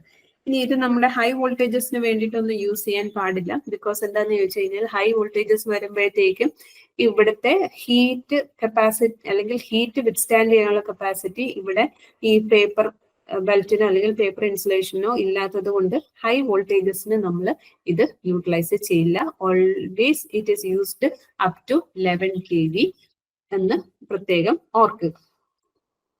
Next one is screened cable. Screened cable നമ്മൾ രണ്ടായിട്ടാണ് പറയുന്നത്. രണ്ടെണ്ണം ഉണ്ട്. H ടൈപ്പും ഉണ്ട്, SL ടൈപ്പും ഉണ്ട്. ഈ H ടൈപ്പ് SL ടൈപ്പ് എന്ന് പറയുന്നത് അത് കണ്ടുപിടിച്ച ആൾക്കാരുടെ പേരനുസരിച്ചാണ് H ടൈപ്പ് എന്ന് നമ്മൾ പറയുന്നത്. H ടൈപ്പ് എന്ന് പറയുന്നത് H ടൈപ്പ് ഉണ്ട്, അതേപോലെ തന്നെ SL ടൈപ്പ് ഉണ്ട്. സെപ്പറേറ്റഡ് ലിഡ് ഷീറ്റ് കേബിൾ ആണ് SL-ന്റെ അർത്ഥം പറയാം. ഇനി ഇവിടെ 3 കോർ ആണ്. എഗെയിൻ നമ്മൾ പറഞ്ഞ പോലെ 3 കോറുകൾ തന്നെയാണ്. ബിലോ 66 kV ആയതുകൊണ്ട് 3 കോഴ്സ് ഉണ്ട്, R, Y, B. ഈ ആറിനും വൈക്കും ബി എക്രോസ് ആയിട്ട് പേപ്പർ ഇൻസുലേഷൻസ് നമ്മൾ കൊടുക്കുന്നുണ്ട്. ഈ മെറ്റാലിക് കവേഴ്സ് എന്ന് പറയുന്നത് ഈ പേപ്പർ അത് കഴിഞ്ഞ് നമ്മൾ ഒരു മെറ്റാലിക് സ്ക്രീൻ വെച്ചിട്ട് കവർ ചെയ്യുന്നുണ്ട്. ഈ ഒരു പേപ്പർ കഴിഞ്ഞിട്ട് ഇവിടെ പേപ്പർ ഇൻസുലേഷൻ വെച്ച് കഴിഞ്ഞിട്ട് ഒരു മെറ്റാലിക് കവറിങ് നമ്മൾ കൊടുക്കുന്നുണ്ട്. ആ മെറ്റാലിക് കവറിങ് പെർഫറേറ്റഡ് ആയിരിക്കും. അത് നമ്മൾ വീണ്ടും എന്താണ് ചെയ്യുന്നത്, ഒരു മെറ്റാലിക് ടേപ്പ് വെച്ചിട്ട് വീണ്ടും അതിനെ ചുറ്റി വെക്കുന്നുണ്ട്. ഒരു ലെഡ് ഷീറ്റ് പിന്നെ അതിന് ചുറ്റും നമ്മൾ കൊടുക്കുന്നുണ്ട്. ഇനി ഈ മെറ്റാലിക് കവറിന് ഷീറ്റ് നമ്മൾ ഗ്രൗണ്ട് ചെയ്തിട്ടുണ്ടാകും. ഗ്രൗണ്ട് ചെയ്യുന്ന എന്തിനാന്ന് ചോദിച്ചു കഴിഞ്ഞാൽ ഇൻ കേസ് ഓഫ് ലീക്കേജ് കറണ്ടുകൾ എന്തെങ്കിലും വരുവാണെന്നുണ്ടെങ്കിൽ ആ ലീക്കേജ് കറണ്ട് ഈ ഗ്രൗണ്ടിന് അല്ലെങ്കിൽ ഈ ഗ്രൗണ്ട് കൊടുത്തിരിക്കുന്നത് വഴി ഗ്രൗണ്ടിലോട്ട് പോകാൻ വേണ്ടിയിട്ടാണ് നമ്മൾ അവിടെ ഗ്രൗണ്ട് കൊടുക്കുന്നത്, അതായത് എർത്തിങ് നമ്മൾ കൊടുക്കുന്നത്. ഇനി ഇത് പേപ്പർ ഈ കോർ എന്ന് പറയുന്നത് നമ്മൾ പേപ്പറും മെറ്റാലിക് സ്ക്രീനും വെച്ചുകൊണ്ട് നമ്മൾ പ്രൊട്ടക്ട് ചെയ്തിട്ടുള്ളത് കൊണ്ട് തന്നെ പെട്ടെന്ന് ഈ പൊട്ടൻഷ്യൽ അല്ലെങ്കിൽ എന്താ പറയുന്നത് ബ്രേക്ക് ഡൗൺ ഉണ്ടാകാനുള്ള പോസിബിലിറ്റി എന്ന് പറയുന്നത് അവിടെ കുറവായിരിക്കും. So this is H type cable എന്ന് പറയുന്നത്. ഇത് നമ്മൾ യൂട്ടിലൈസ് ചെയ്യുന്നത് ബിലോ 66 kV ആണ് യൂട്ടിലൈസ് ചെയ്യുന്നത്. അതായത് 22 തൊട്ട് 66 kV വരെയായിട്ട് നമുക്ക് screened cable H type use ചെയ്യാം. ഈ സ്ക്രീൻഡ് ടൈപ്പിന് തന്നെ വേറൊരു കൺസ്ട്രക്ഷന് വരുന്ന വ്യത്യാസം കൊണ്ടാണ് SL എന്നുള്ള പേര് വന്നത്. ഇവിടെ നമുക്ക് നേരത്തെ ഒരു മെറ്റാലിക് കവർ ആയിരുന്നു നമ്മൾ ഓരോ പേപ്പർ ഇൻസുലേഷൻ കഴിഞ്ഞ് കൊടുക്കുന്നതെങ്കിൽ ഇവിടെ നമ്മൾ കൊടുക്കുന്നത് സെപ്പറേറ്റ് ആയിട്ട് ഓരോ കണ്ടക്ടേഴ്സിനും ലെഡ് ഷീറ്റ്, സെപ്പറേറ്റ് SL എന്ന് വെച്ച് കഴിഞ്ഞാൽ സെപ്പറേറ്റ് ലെഡ് ഷീറ്റ് ആണ് കേട്ടോ. സെപ്പറേറ്റ് ലെഡ് ഷീറ്റ് എന്നാണ് SLന്റെ അർത്ഥം. Separate lead sheath. അപ്പൊ ഓരോ കണ്ടക്ടേഴ്സിനും അക്രോസ് ആയിട്ട് നമ്മൾ പേപ്പർ ഇൻസുലേഷന് ചുറ്റും ലെഡ് ഷീറ്റിംഗ് കൂടെ നമ്മൾ ഇവിടെ പ്രൊവൈഡ് ചെയ്യുന്നുണ്ട്. അപ്പൊ അങ്ങനെ പ്രൊവൈഡ് ചെയ്യുന്നത് കൊണ്ട് എന്താ പറയുന്നത്, നമുക്ക് മൊത്തത്തില് ഒരു ലെഡ് ഷീറ്റ് വെച്ചുള്ള കവറിങ് പിന്നീട് നമുക്ക് ആവശ്യം വരുന്നില്ല. പിന്നെ നമ്മൾ ജസ്റ്റ് ആർമറിങ്ങും സെർവിങ്ങും മാത്രമേ വെക്കാറുള്ളൂ. ഇത് ഇവിടെ നമുക്ക് കുറച്ചും കൂടെ ഫ്ലെക്സിബിലിറ്റി കിട്ടും, കുറച്ചും കൂടെ മെക്കാനിക്കലി ഫ്ലെക്സിബിൾ ആണ്. പിന്നെ ഓരോ ഇൻഡിവിജ്വൽ ഷീറ്റ്സും കട്ടി കുറവായിരിക്കും. കട്ടി കുറവായതുകൊണ്ട് ഇതിൻ്റെ ഉള്ളിൽ മോയ്സ്ചർ എൻ്റർ ചെയ്യാനുള്ള ഒരു പോസിബിലിറ്റി ഉണ്ട്. പക്ഷെ എന്നാൽ പോലും ഡൈഇലക്ട്രിക് സ്ട്രെങ്ത് അങ്ങനെ മോയ്സ്ചർ എൻ്റർ ചെയ്ത് കഴിഞ്ഞാൽ ഡൈഇലക്ട്രിക് സ്ട്രെങ്ത് കുറയും. അങ്ങനെ ഒരു പോസിബിലിറ്റി നമ്മൾ അവോയ്ഡ് ചെയ്ത് തന്നെയായിരിക്കും കേബിൾ ഫോം ചെയ്യുന്നെങ്കിലും ബൈ ചാൻസ് എന്തെങ്കിലും വന്നു കഴിഞ്ഞു കഴിഞ്ഞാൽ ഈ മെറ്റാലിക് ഷീറ്റിലൂടെ മോയ്സ്ചർ എൻ്റർ ചെയ്യാൻ സാധിക്കും. അപ്പം ഈ SL സ്ക്രീൻഡ് ടൈപ്പ് എച്ചും SLും എല്ലാം നമ്മൾ ഇവിടെ യൂസ് ചെയ്തത് പേപ്പർ ഇൻസുലേഷൻ അല്ലെങ്കിൽ മെറ്റാലിക് ഇൻസുലേഷൻസ് ഒക്കെ ആയിരുന്നു നമ്മൾ യൂസ് ചെയ്തിരുന്നത്. അതുകൊണ്ടാണ് നമ്മൾ അതിനെ സോളിഡ് ടൈപ്പ് കേബിൾ എന്ന് വിളിച്ചിരുന്നത്. ഇത് 66 kV മാത്രം വരെ ഉപയോഗിക്കാൻ പറ്റുള്ളൂ, അത് കഴിഞ്ഞ് നമുക്കത് യൂസ് ചെയ്യാൻ പറ്റില്ല. ഇനി നമ്മൾ ഏതെങ്കിലും ഒരു സോളിഡ് കണ്ടക്ടർ യൂസ് ചെയ്യുകയാണെങ്കിൽ നമുക്കറിയാം അതിലൂടെ എന്തുണ്ടാവും, ലോഡ് ഫ്ലോ ചെയ്യും, അല്ലെങ്കിൽ എന്താ കറണ്ട് ഫ്ലോ ചെയ്യുന്നുണ്ടാവും അല്ലെ. അപ്പൊ ഈ എന്ത് പറ്റും, ഈ കറണ്ട് ഫ്ലോ ചെയ്യുമ്പോഴത്തേക്ക് ഈ മെറ്റാലിക് ഷീറ്റ് അല്ലെങ്കിൽ ഇവിടെ എന്താവും, ഒരു ഹീറ്റിംഗ് ഉണ്ടാവും. അപ്പൊ അതനുസരിച്ച് നമ്മൾ ഈ ഇതിന് ചുറ്റുമുള്ള മെറ്റാലിക് ഷീറ്റിൽ തെർമൽ എഫക്റ്റ് കാരണം അവിടെ ഷീറ്റ് എക്സ്പാൻഡ് ചെയ്യും, അതേപോലെ തന്നെ കൺട്രാക്ട് ചെയ്യാനുള്ള ഒരു പോസിബിലിറ്റി ഉണ്ട്. അതായത് ചൂട് കൂടുമ്പോൾ അത് എക്സ്പാൻഡ് ചെയ്യും, ചൂട് കുറയുമ്പോൾ അത് കൺട്രാക്ട് ചെയ്യും. അങ്ങനെ വരുമ്പോഴത്തേക്കും അവിടെ വോയിഡുകൾ ഉണ്ടാകാൻ, അതായത് ഈ ഊട്ടകൾ ഉണ്ടാകാനുള്ള പോസിബിലിറ്റീസ് ഉണ്ട്. അത് നമ്മൾ ഇപ്പം നമുക്ക് നോക്കിയാൽ തന്നെ മനസ്സിലാകും, നമ്മളുടെയൊക്കെ വീട്ടില് വാതിലുകൾ ചില സമയത്ത് തുറക്കാൻ നല്ല പാടും, അതേസമയം വേനലാവുമ്പോൾ അത് വീണ്ടും തിരിച്ച് അതിന്റെ പൊസിഷനിലോട്ട് വരും. അപ്പൊ അവിടെ ഒരു ആ തടിക്കുണ്ടാകുന്ന വ്യത്യാസം കൊണ്ടാണ് അങ്ങനെ വരുന്നത്. അതേപോലെ തന്നെ ഈ മെറ്റൽസിനും അവിടെ വോയിഡ്സ് ഉണ്ടാകാനുള്ള പോസിബിലിറ്റി ഉണ്ട്. അപ്പൊ ഇവിടെ വോയിഡ്സ് ഉണ്ടാകുക എന്ന് പറഞ്ഞു കഴിഞ്ഞാൽ ഇതിന്റെ ഇടയ്ക്കൊക്കെ ഇങ്ങനെ തുളകൾ പോലെ ഉണ്ടായി കഴിഞ്ഞാൽ അതിന്റെ ഉള്ളിലോട്ട് മോയ്സ്ചർ കയറി ഇരിക്കാനുള്ള പോസിബിലിറ്റി ഉണ്ട്. അങ്ങനെ മോയ്സ്ചർ കയറി ഇരിക്കുമ്പോഴത്തേക്കും ഈ മെറ്റീരിയലിന്റെ ഡയലക്ട്രിക് പ്രോപ്പർട്ടി റെഡ്യൂസ് ചെയ്യും, അത് പെട്ടെന്ന് കണ്ടക്ടിങ് ആയി മാറാനുള്ള പോസിബിലിറ്റീസ് ഉണ്ട്. അതുകൊണ്ട് ഹൈ വോൾട്ടേജസിലോട്ട് നമ്മൾ ഒരിക്കലും സോളിഡ് കണ്ടക്ടേഴ്സ് യൂസ് ചെയ്യാറില്ല, അല്ലെങ്കിൽ സോളിഡ് ടൈപ്പ് കണ്ടക്ടേഴ്സ് യൂസ് ചെയ്യാറില്ല. അതിനു വേണ്ടിയിട്ടാണ് നമ്മൾ പ്രഷർ ഫീൽഡ് കേബിൾസ് യൂസ് ചെയ്യുന്നത്. ഇത് രണ്ടുമാണ് പ്രഷർ ഫീൽഡ് കേബിൾസിന്റെ എക്സാമ്പിൾ എന്ന് പറഞ്ഞു കഴിഞ്ഞാൽ. ഇവിടെ നമുക്ക് ഓരോ കണ്ടക്ടേഴ്സും ഉണ്ട്. RYB എന്ന് പറയുന്നത് 3 കോർ ആണ്, ഇവിടെ RYB എന്ന് പറയുന്നത് 3 കോർ ഉണ്ട്. ഇതിൽ ഓയിൽ ഡക്ട്സ് നമ്മൾ പ്രൊവൈഡ് ചെയ്യുന്നുണ്ട്. ഓയിൽ ഡക്ട്സ് ആണ് പ്രഷറൈസ്ഡ് ഓയിലിൽ കൊടുക്കുന്നതെങ്കിൽ, പ്രഷറൈസ്ഡ് ഗ്യാസിന്റെ കേസിൽ നമ്മൾ ഗ്യാസ് ആയിരിക്കും നമ്മൾ അവിടെ ഇൻസുലേഷന് വേണ്ടിയിട്ട് യൂസ് ചെയ്യുന്നത്.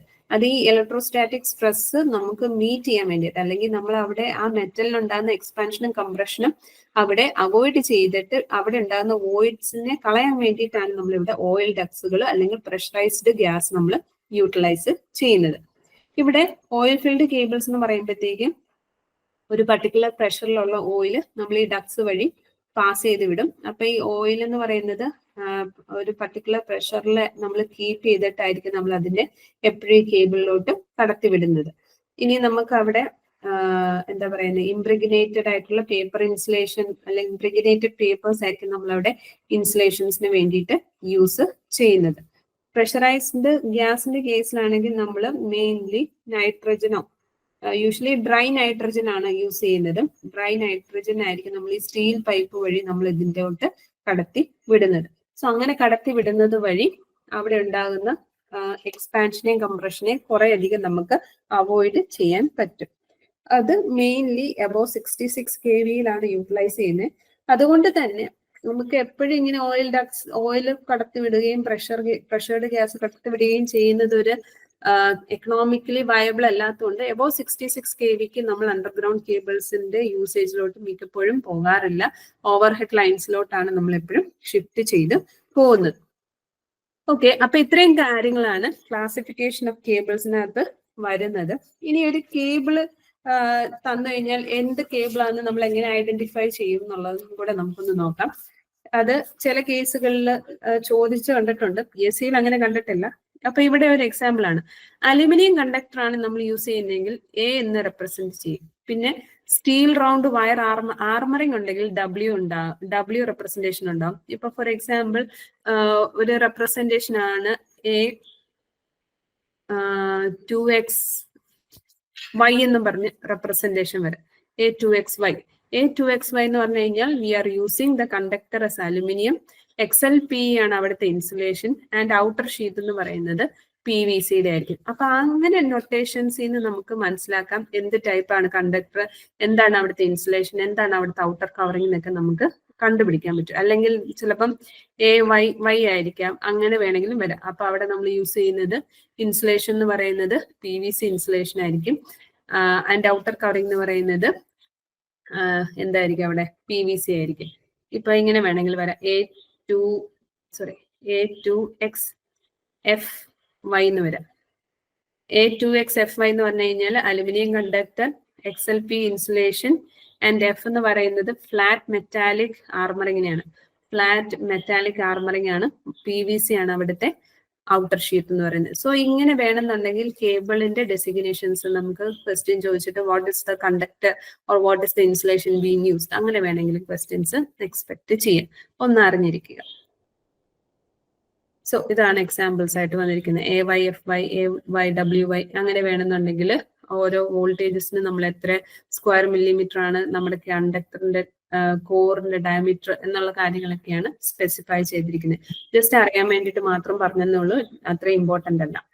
ഇനി economic choice of conductor size അല്ലെങ്കിൽ കെൽവിൻസ് ലോ എന്താണ് പറയുന്നത്? നമുക്കറിയാം ഒരു കണ്ടക്ടർ ഓവർ ഹെഡ് ലൈനിന്റെ കേസിൽ നമ്മൾ കണ്ടക്ടർ എടുക്കുമ്പോഴത്തേക്കും ആ കണ്ടക്ടറിന്റെ കോസ്റ്റ് എങ്ങനെയാണ് നമ്മൾ കാൽക്കുലേറ്റ് ചെയ്യുന്നത്? ആ കാൽക്കുലേറ്റ് ചെയ്യുന്നത് നമ്മൾ കെൽവിൻസ് ലോ വെച്ചിട്ടാണ് നമ്മളിവിടെ കാൽക്കുലേറ്റ് ചെയ്യുന്നത്. അതായത് കെൽവിൻസ് ലോ അനുസരിച്ച് total annual cost of transmission ലൈനെ നമുക്ക് രണ്ടായിട്ട് ഡിവൈഡ് ചെയ്യാൻ പറ്റും. അതായത് ടോട്ടൽ ട്രാൻസ്മിഷൻ ലൈൻ കോസ്റ്റ്, അതായത് നമ്മൾ ഓവർ ഹെഡ് ലൈനിന്റെ കേസാണ് മെയിൻലി പറയുന്നത്. ഈ ഓവർ ഹെഡ് ലൈനിന്റെ കേസിൽ പറയുമ്പോഴത്തേക്ക് ട്രാൻസ്മിഷൻ കോസ്റ്റ് നമ്മൾ കണ്ടുപിടിച്ചാൽ മാത്രമേ നമുക്ക് അവിടെ ട്രാൻസ്മിഷൻ എന്തോരം എത്ര കോസ്റ്റ് എടുക്കുന്നു അതനുസരിച്ചാണ് നമ്മൾ ബില്ലിങ്ങും കാര്യങ്ങളെല്ലാം വരുന്നത്. അപ്പം അത് രണ്ടായിട്ടാണ് നമ്മൾ ഡിവൈഡ് ചെയ്യുന്നത്. ഒന്ന് നമ്മുടെ ക്യാപിറ്റൽ കോസ്റ്റ് വരുന്നുണ്ട്, പിന്നെ നമ്മുടെ എനർജി കോസ്റ്റ് വരുന്നുണ്ട്. അപ്പം ക്യാപിറ്റൽ കോസ്റ്റ് എന്ന് പറയുന്നതാണ് ഈ ക്യാപിറ്റൽ ഔട്ട്ലേ എന്ന് ഉദ്ദേശിച്ചാണ് ക്യാപിറ്റൽ കോസ്റ്റ്. അടുത്തത് എനർജി കോസ്റ്റ് ആണ്. P1 + P2 എന്ന് പറയുന്നതാണ് നമ്മുടെ ക്യാപിറ്റൽ കോസ്റ്റ് എന്ന് പറയുന്നത്. ആൻഡ് എനർജി കോസ്റ്റ് എന്ന് പറയുന്നതാണ് P3 / A എന്ന് പറയുന്നതാണ് നമ്മുടെ എനർജി കോസ്റ്റ് എന്ന് പറയുന്നത്. P1, P2, P3 എന്ന് പറയുന്നതൊക്കെ ഓരോ കോൺസ്റ്റന്റ് വാല്യൂസ് ആണ്. ഇപ്പൊ ടോട്ടൽ കോസ്റ്റിനെ നമുക്ക് റെപ്രസെന്റ് ചെയ്യാം capital cost plus energy cost എന്ന് പറയുന്നത്. ഈ ക്യാപിറ്റൽ കോസ്റ്റ് എന്ന് പറയുന്നത് രണ്ട് കാര്യങ്ങളുടെ ടോട്ടൽ ആണ്. ക്യാപിറ്റൽ കോസ്റ്റ് എന്ന് പറയുന്നത് രണ്ട് കാര്യങ്ങളാണ് അതിനകത്ത് വരുന്നത്. ഒന്ന് ഫിക്സഡ് കോസ്റ്റ് വരുന്നുണ്ട്, അതായത് ഇൻസ്റ്റലേഷന് വേണ്ടിയിട്ടുള്ള കോസ്റ്റ് എത്രയുണ്ട്, പിന്നെ കോസ്റ്റ് ഓഫ് കണ്ടക്ടർ എത്രയാന്നുള്ളതും കൂടിയാണ് അതിനകത്ത് വരുന്നത്. സോ ഇതെല്ലാത്തിന്റെയും കൂടെ സം ആയിരിക്കും ടോട്ടൽ കോസ്റ്റ് എന്ന് പറയുന്നത്. ഇനി നമ്മൾ ഏത് കണ്ടക്ടർ സൈസ് ചൂസ് ചെയ്താലാണ് മോസ്റ്റ് എക്കണോമിക്കൽ കോസ്റ്റ് അല്ലെങ്കിൽ കോസ്റ്റ് എപ്പോഴും എക്കണോമിക്കൽ ആകണേ എന്ന് പറയുന്നതാണ് കെൽവിൻസ് ലോ എന്ന് പറയുന്നത്. ഇനി അപ്പൊ ഇതിനകത്ത് എപ്പോഴും വേരിയബിൾ ആയിട്ടുള്ള പാർട്ട് എന്ന് പറഞ്ഞു കഴിഞ്ഞാൽ എനർജി കോസ്റ്റ് എന്ന് പറയുന്നത് എപ്പോഴും വേരിയബിൾ ആണ്. ഫിക്സഡ് കോസ്റ്റ് എന്ന് പറയുന്നത് മാറുന്നില്ല. കോസ്റ്റ് ഓഫ് കണ്ടക്ടറും അതേപോലെ തന്നെ എനർജി കോസ്റ്റ് ആണ് എപ്പോഴും വേരിയബിൾ എന്ന് പറയുന്നത്. അപ്പം when the cost of conductor and energy cost equal ആകുന്നത് എപ്പോഴാണോ ആ പർട്ടിക്കുലർ ടൈമിലുള്ള ഏരിയ അല്ലെങ്കിൽ ആ പർട്ടിക്കുലർ ഏരിയ എത്രയാണോ അതായിരിക്കും മോസ്റ്റ് എക്കണോമിക്കൽ ചോയ്സ് എന്ന് പറയുന്നത്. അപ്പൊ നമ്മൾ അവിടെ എന്തൊക്കെ ഇക്വേറ്റ് ചെയ്യണം? P2Aയും P3/A ഇക്വേറ്റ് ചെയ്യുമ്പോൾ will be getting A² is equal to P3/P2 എന്ന് പറയാം. And A is equal to root of P3/P2. Or when the ratio, square root of the ratio of energy cost by conductor cost എടുക്കുമ്പോൾ ആണ് നമുക്ക് most economical cross sectional area കിട്ടുന്നത്. അപ്പൊ അതാണ് ഇവിടെ കാണിച്ചിരിക്കുന്നത്. ഇവിടെ രണ്ടിടത്തും നമുക്ക് P1 + P2 + P3/Aയുടെ കർവാണിത്. ഇത് ഫിക്സഡ് കോസ്റ്റ് പ്ലസ് ഇത് ക്യാപിറ്റൽ കോസ്റ്റിന്റെ കർവും ഇത് എനർജി കോസ്റ്റിന്റെ കർവും. ഇത് തമ്മിൽ ഈക്വൽ ആവുന്ന പോയിന്റ് എപ്പോഴാണോ ആ പോയിന്റിലായിരിക്കും മോസ്റ്റ് എക്കണോമിക്കൽ ആയിട്ടുള്ള കണ്ടക്ടർ സൈസ് എന്ന് നമുക്ക് പറയാൻ സാധിക്കത്തുള്ളൂ. സോ ആ ഒരു കണ്ടക്ടർ അല്ലെങ്കിൽ ആ ഒരു പർട്ടിക്കുലർ ഏരിയയിലാണ് നമ്മൾ കണ്ടക്ടർ ലേ ചെയ്യുന്നതെങ്കിൽ നമുക്ക് പറയാം നമ്മുടെ ട്രാൻസ്മിഷന്റെ കോസ്റ്റ് എന്ന് പറയുന്നത് എക്കണോമിക്കൽ ആയിരിക്കും. അപ്പോഴത്തേക്കും ലോസസ് അവിടെ ലെസ് ആയിരിക്കും എന്ന് നമുക്ക് പറയാം. സോ ഇത്രയും കാര്യങ്ങളാണ് ഇന്ന് നമ്മൾ ഡിസ്കസ് ചെയ്യുന്നത്. നമുക്ക് അതിന്റെ കുറച്ച് ക്വസ്റ്റ്യൻസിലോട്ട് പോവാം. ഇതിനകത്ത് സാഗിന്റെ 2-3 പ്രോബ്ലമാറ്റിക് ക്വസ്റ്റ്യൻസ് ഉണ്ട്. അത് നമുക്കൊന്ന് ചെയ്തു നോക്കാം. ഇതില് 132 kV transmission line has the following data. Weight of the conductor തന്നിട്ടുണ്ട് 680 kg/km. The length of the span L തന്നിട്ടുണ്ട്. Length of the span 260 meter. Ultimate strength is equal to 3100 kg. Safety factor നമുക്ക് 2 തന്നിട്ടുണ്ട്. Calculate the height above the ground at which the conductor should be supported. Ground clearance എന്ന് പറയുന്നത് 10 meter ആണെന്നും തന്നിട്ടുണ്ട്. നമുക്ക് ഇവിടെ എന്താ തന്നിരിക്കുന്നത്? ഒരു ട്രാൻസ്മിഷൻ ലൈൻ തന്നിട്ടുണ്ട്, വെയിറ്റ് ഓഫ് ദ കണ്ടക്ടേഴ്സ് തന്നിട്ടുണ്ട്. അപ്പൊ നമുക്ക് പറയാം 2 ടവറുകളുണ്ട്. ഈ 2 ടവറിന്റെ ഇൻ ബിറ്റ്വീൻ ആയിട്ട് നമ്മുടെ കണ്ടക്ടർ നമ്മളിങ്ങനെ നിർത്തിയേക്കുവാണ്. ഈ വെർട്ടിക്കൽ ഡിസ്റ്റൻസ് ആണ് S എന്ന് പറയുന്നത്. ഇനി നമുക്കിവിടെ calculate the height above the ground at which the conductor should be supported എന്നാണ് ചോദിച്ചിരിക്കുന്നത്. ഗ്രൗണ്ട് ക്ലിയറൻസ് 10 മീറ്ററും തന്നിട്ടുണ്ട്. അപ്പൊ നമുക്ക് ഇവിടെ സാഗ് കണ്ടുപിടിക്കണം. സാഗ് കണ്ടുപിടിച്ചിട്ട് നമ്മൾ ഗ്രൗണ്ട് ക്ലിയറൻസുമായിട്ട് ആഡ് ചെയ്ത് കഴിഞ്ഞാൽ എന്താണ് ഗ്രൗണ്ട് ക്ലിയറൻസ്? ഈ കണ്ടക്ടറും ഈ ഹൈറ്റ് ഓഫ് ദ ടവർ എന്ന് പറയുന്നതാണ് ആക്ച്വലി എന്തെന്ന് പറയുന്നത് നമ്മുടെ ഈ ഗ്രൗണ്ട് ക്ലിയറൻസ് എന്ന് പറയുന്നത്. ഈ ഗ്രൗണ്ട് ക്ലിയറൻസ് എന്ന് പറയുമ്പോഴത്തേക്ക് സാഗ് പ്ലസ് ഇത് ഈ H എന്ന് പറയുന്ന ഹൈറ്റും കൂടെ ആഡ് ചെയ്ത് കഴിഞ്ഞാൽ നമുക്ക് അല്ലെങ്കിൽ ഗ്രൗണ്ട് ക്ലിയറൻസും ടോട്ടൽ ഹൈറ്റ് H എന്ന് പറയുന്നത് സാഗും നമ്മുടെ കണ്ടക്ടറും ഗ്രൗണ്ടുമായിട്ടുള്ള ക്ലിയറൻസും തമ്മിലുള്ള ആഡ് ചെയ്ത് കഴിഞ്ഞാൽ ടോട്ടൽ ഹൈറ്റ് H കിട്ടും. അപ്പൊ ഇവിടെ നമുക്ക് ഈക്വൽ സപ്പോർട്ട്സ് ആണ് തന്നിരിക്കുന്നത്. ഈക്വൽ സപ്പോർട്ട്സ് ആണെന്ന് എങ്ങനെ മനസ്സിലായെന്ന് ചോദിച്ചു കഴിഞ്ഞാൽ ടോട്ടൽ സ്പാൻ ലെന്ത് L തന്നിട്ടുണ്ട്. 2 സപ്പോർട്ട്സിന്റെ ഹൈറ്റ് ഒന്നും നമുക്ക് പ്രത്യേകിച്ച് തന്നിട്ടൊന്നുമില്ല. അപ്പൊ അതുകൊണ്ട് തന്നെ നമുക്ക് ഇതിൽ നിന്ന് മനസ്സിലാക്കാം ഇത് ഈക്വൽ സപ്പോർട്ട്സ് ആണെന്ന് നമുക്ക് മനസ്സിലാകും. ഇനി പക്ഷെ നമുക്ക് സാഗിന്റെ ഇക്വേഷൻ ഒന്ന് എഴുതി നോക്കാം. S is equal to WL²/8T ആണ്. W ഉണ്ട്, L ഉണ്ട്, T ഇല്ല. T എന്ന് പറയുന്നത് ടെൻഷനാണ്. എങ്ങനെ ടെൻഷൻ കാൽക്കുലേറ്റ് ചെയ്യാം?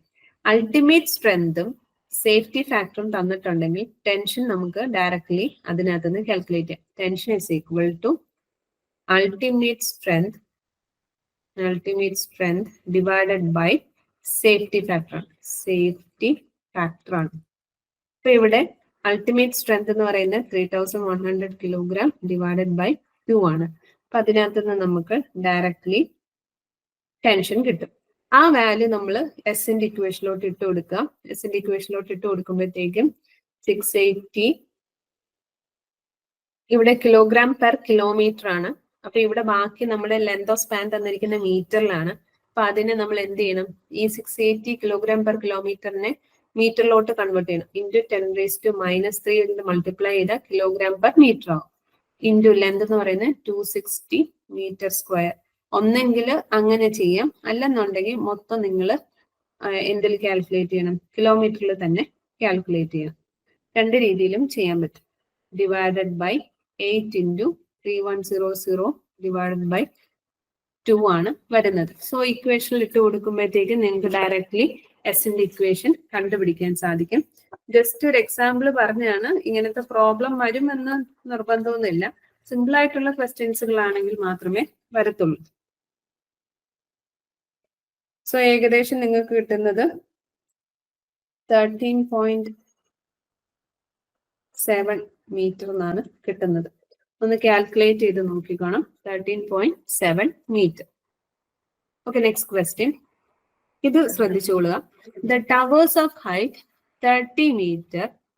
ഇതൊരു ടെറൈനിലാണെന്ന് മനസ്സിലാക്കാം. Towers of height 30 metre and 90 metre respectively support a transmission line conductor at water crossing. ഒരു വാട്ടർ ക്രോസിംഗിന് അക്രോസ് ആയിട്ടാണ് വരുന്നത്. The horizontal distance between the towers is 500 meter. L എന്ന് പറയുന്ന ലെന്ത് എന്ന് പറയുന്ന സ്പാൻ ലെന്ത് എന്ന് പറയുന്നതാണ് 500 meter. If the tension in the conductor is 1600 kilogram. ശ്രദ്ധിക്കുക, ടെൻഷൻ തന്നിട്ടുണ്ട് 1600 kilogram. Find the minimum clearance of the conductor and water and the clearance midway between the supports.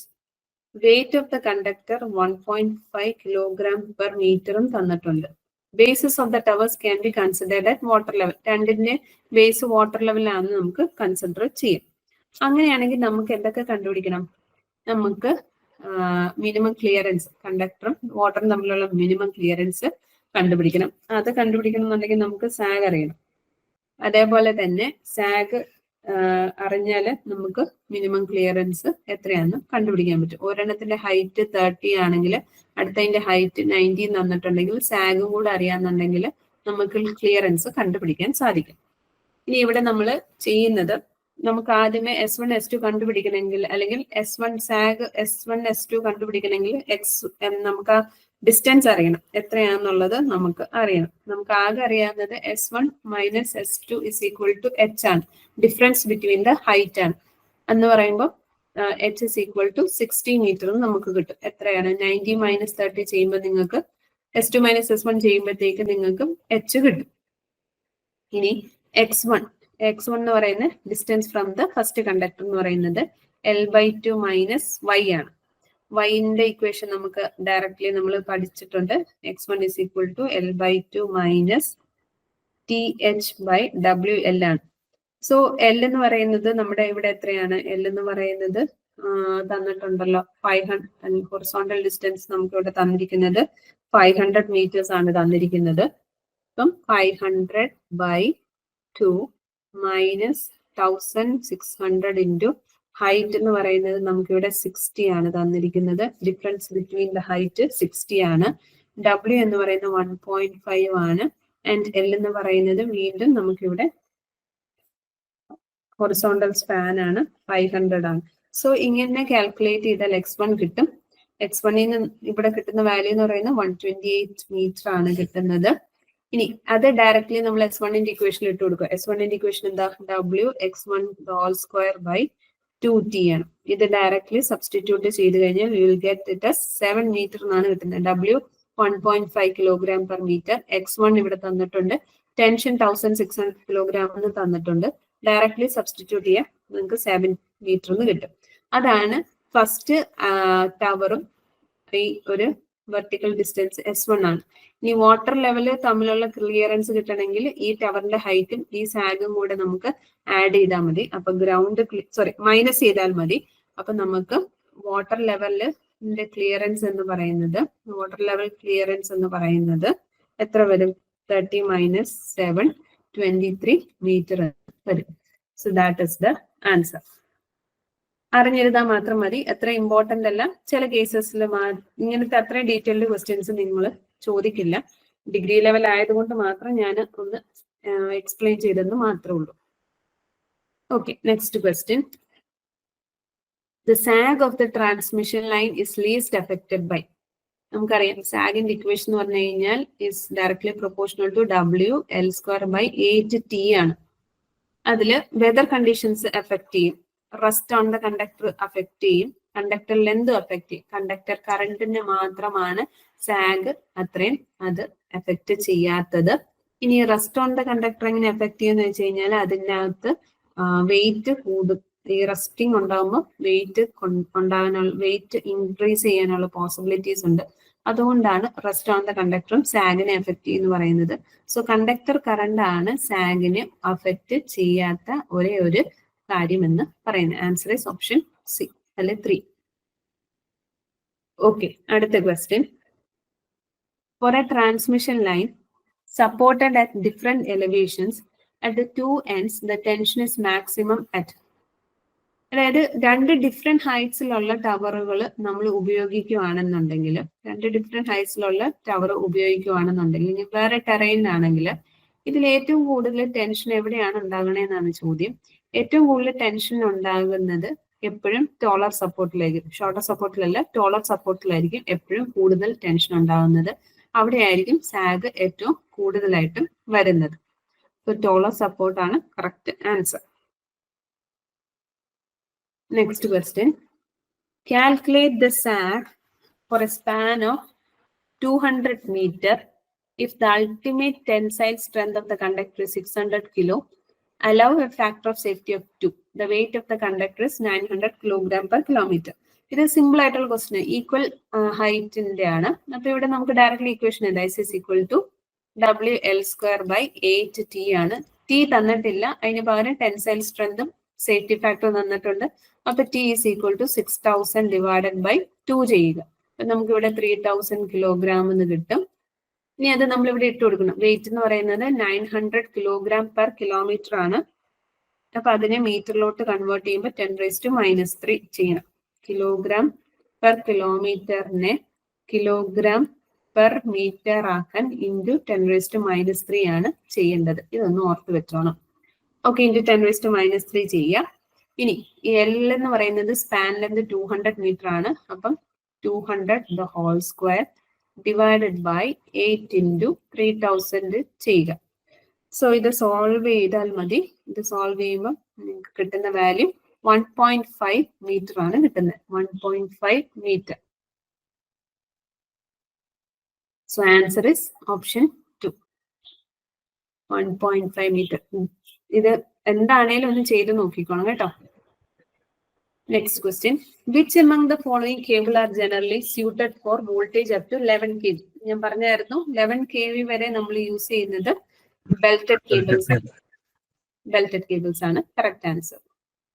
Screened cables 22 തൊട്ട് 66 വരെ. Above 66 kV ആണെങ്കിൽ നമ്മൾ pressure കേബിൾസും ആണ് utilise ചെയ്യുന്നത്. അടുത്ത question. Cables used for underground services from 33 kV to 60 kV. ഏത് type of classification ആണെന്നാണ് ചോദിച്ചിരിക്കുന്നത്. 33 kV തൊട്ട് 60 kV വരെയുള്ളത് ഏതാണ്? സൂപ്പർ ടെൻഷൻ കേബിൾ ആണോ?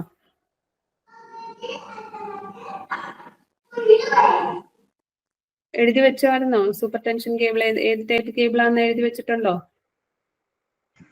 എക്സ്ട്രാ ഹൈ ടെൻഷൻ ആണ് കറക്റ്റ് ആൻസർ കേട്ടോ. എക്സ്ട്രാ ഹൈ ടെൻഷൻ ആണ്.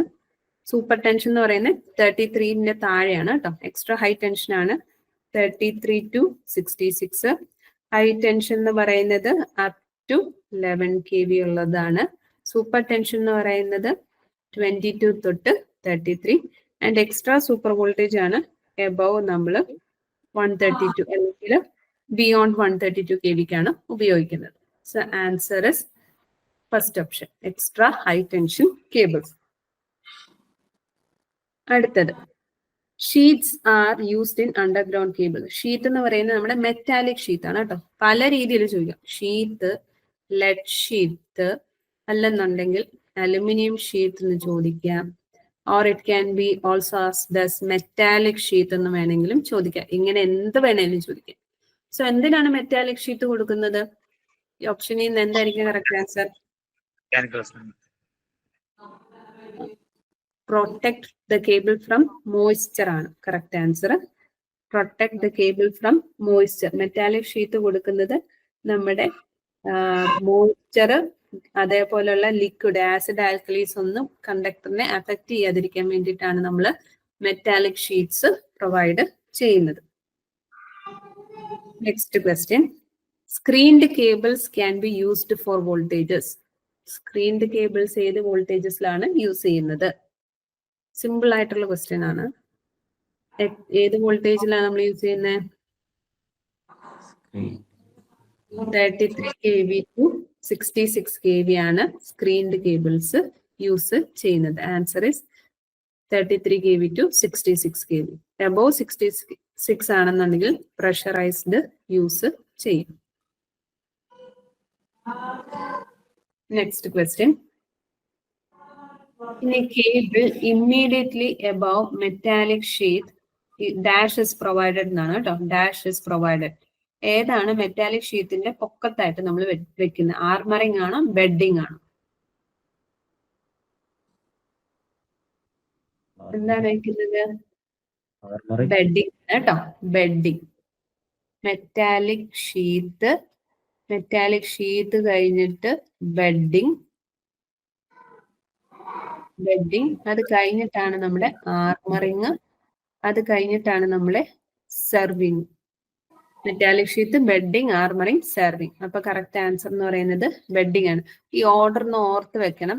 മെറ്റാലിക് ഷീറ്റിനെ പ്രൊട്ടക്ട് ചെയ്യാൻ ആണ്, കൊറോഷനിൽ നിന്ന് പ്രൊട്ടക്ട് ചെയ്യാനാണ് ജൂട്ട് വെച്ചിട്ടുള്ള ബെഡിങ് കൊടുക്കുന്നത്. അതിന്റെ ചുറ്റുമാണ് വീണ്ടും നമ്മൾ ആർമറിങ്, അതിന്റെ മെക്കാനിക്കൽ ഫ്ലെക്സിബിലിറ്റി കിട്ടാൻ വേണ്ടിയിട്ടാണ്, അല്ലെങ്കിൽ മെക്കാനിക്കൽ പ്രൊട്ടക്ഷൻ കൊടുക്കാൻ വേണ്ടിയിട്ടാണ് നമ്മൾ ആർമറിങ് കൊടുക്കുന്നത്. ഇതിന്റെ മൊത്തത്തിൽ കവർ ചെയ്യുന്നതാണ് നമ്മുടെ സെർവിങ് എന്ന് പറയുന്നത്. ഇത്രയും കാര്യങ്ങളാണ് നമുക്ക് ഇന്ന് കേബിൾസിൽ പഠിക്കാനുള്ളത്. ഇത്രയും കാര്യങ്ങളും വൃത്തിക്ക് പഠിക്കുക. ക്ലാസിഫിക്കേഷൻസും ഇമ്പോർട്ടൻ്റ് ആയിട്ട് പഠിക്കുക. സാഗിന്റെ ഇക്വേഷൻസ് മസ്റ്റ് ആയിട്ട് പഠിക്കണം. ഓക്കെ, അപ്പൊ ഇന്ന് നമുക്ക് ക്ലാസ് വൈൻഡ് അപ്പ് ചെയ്യാണ് കേട്ടോ. Okay, thank you.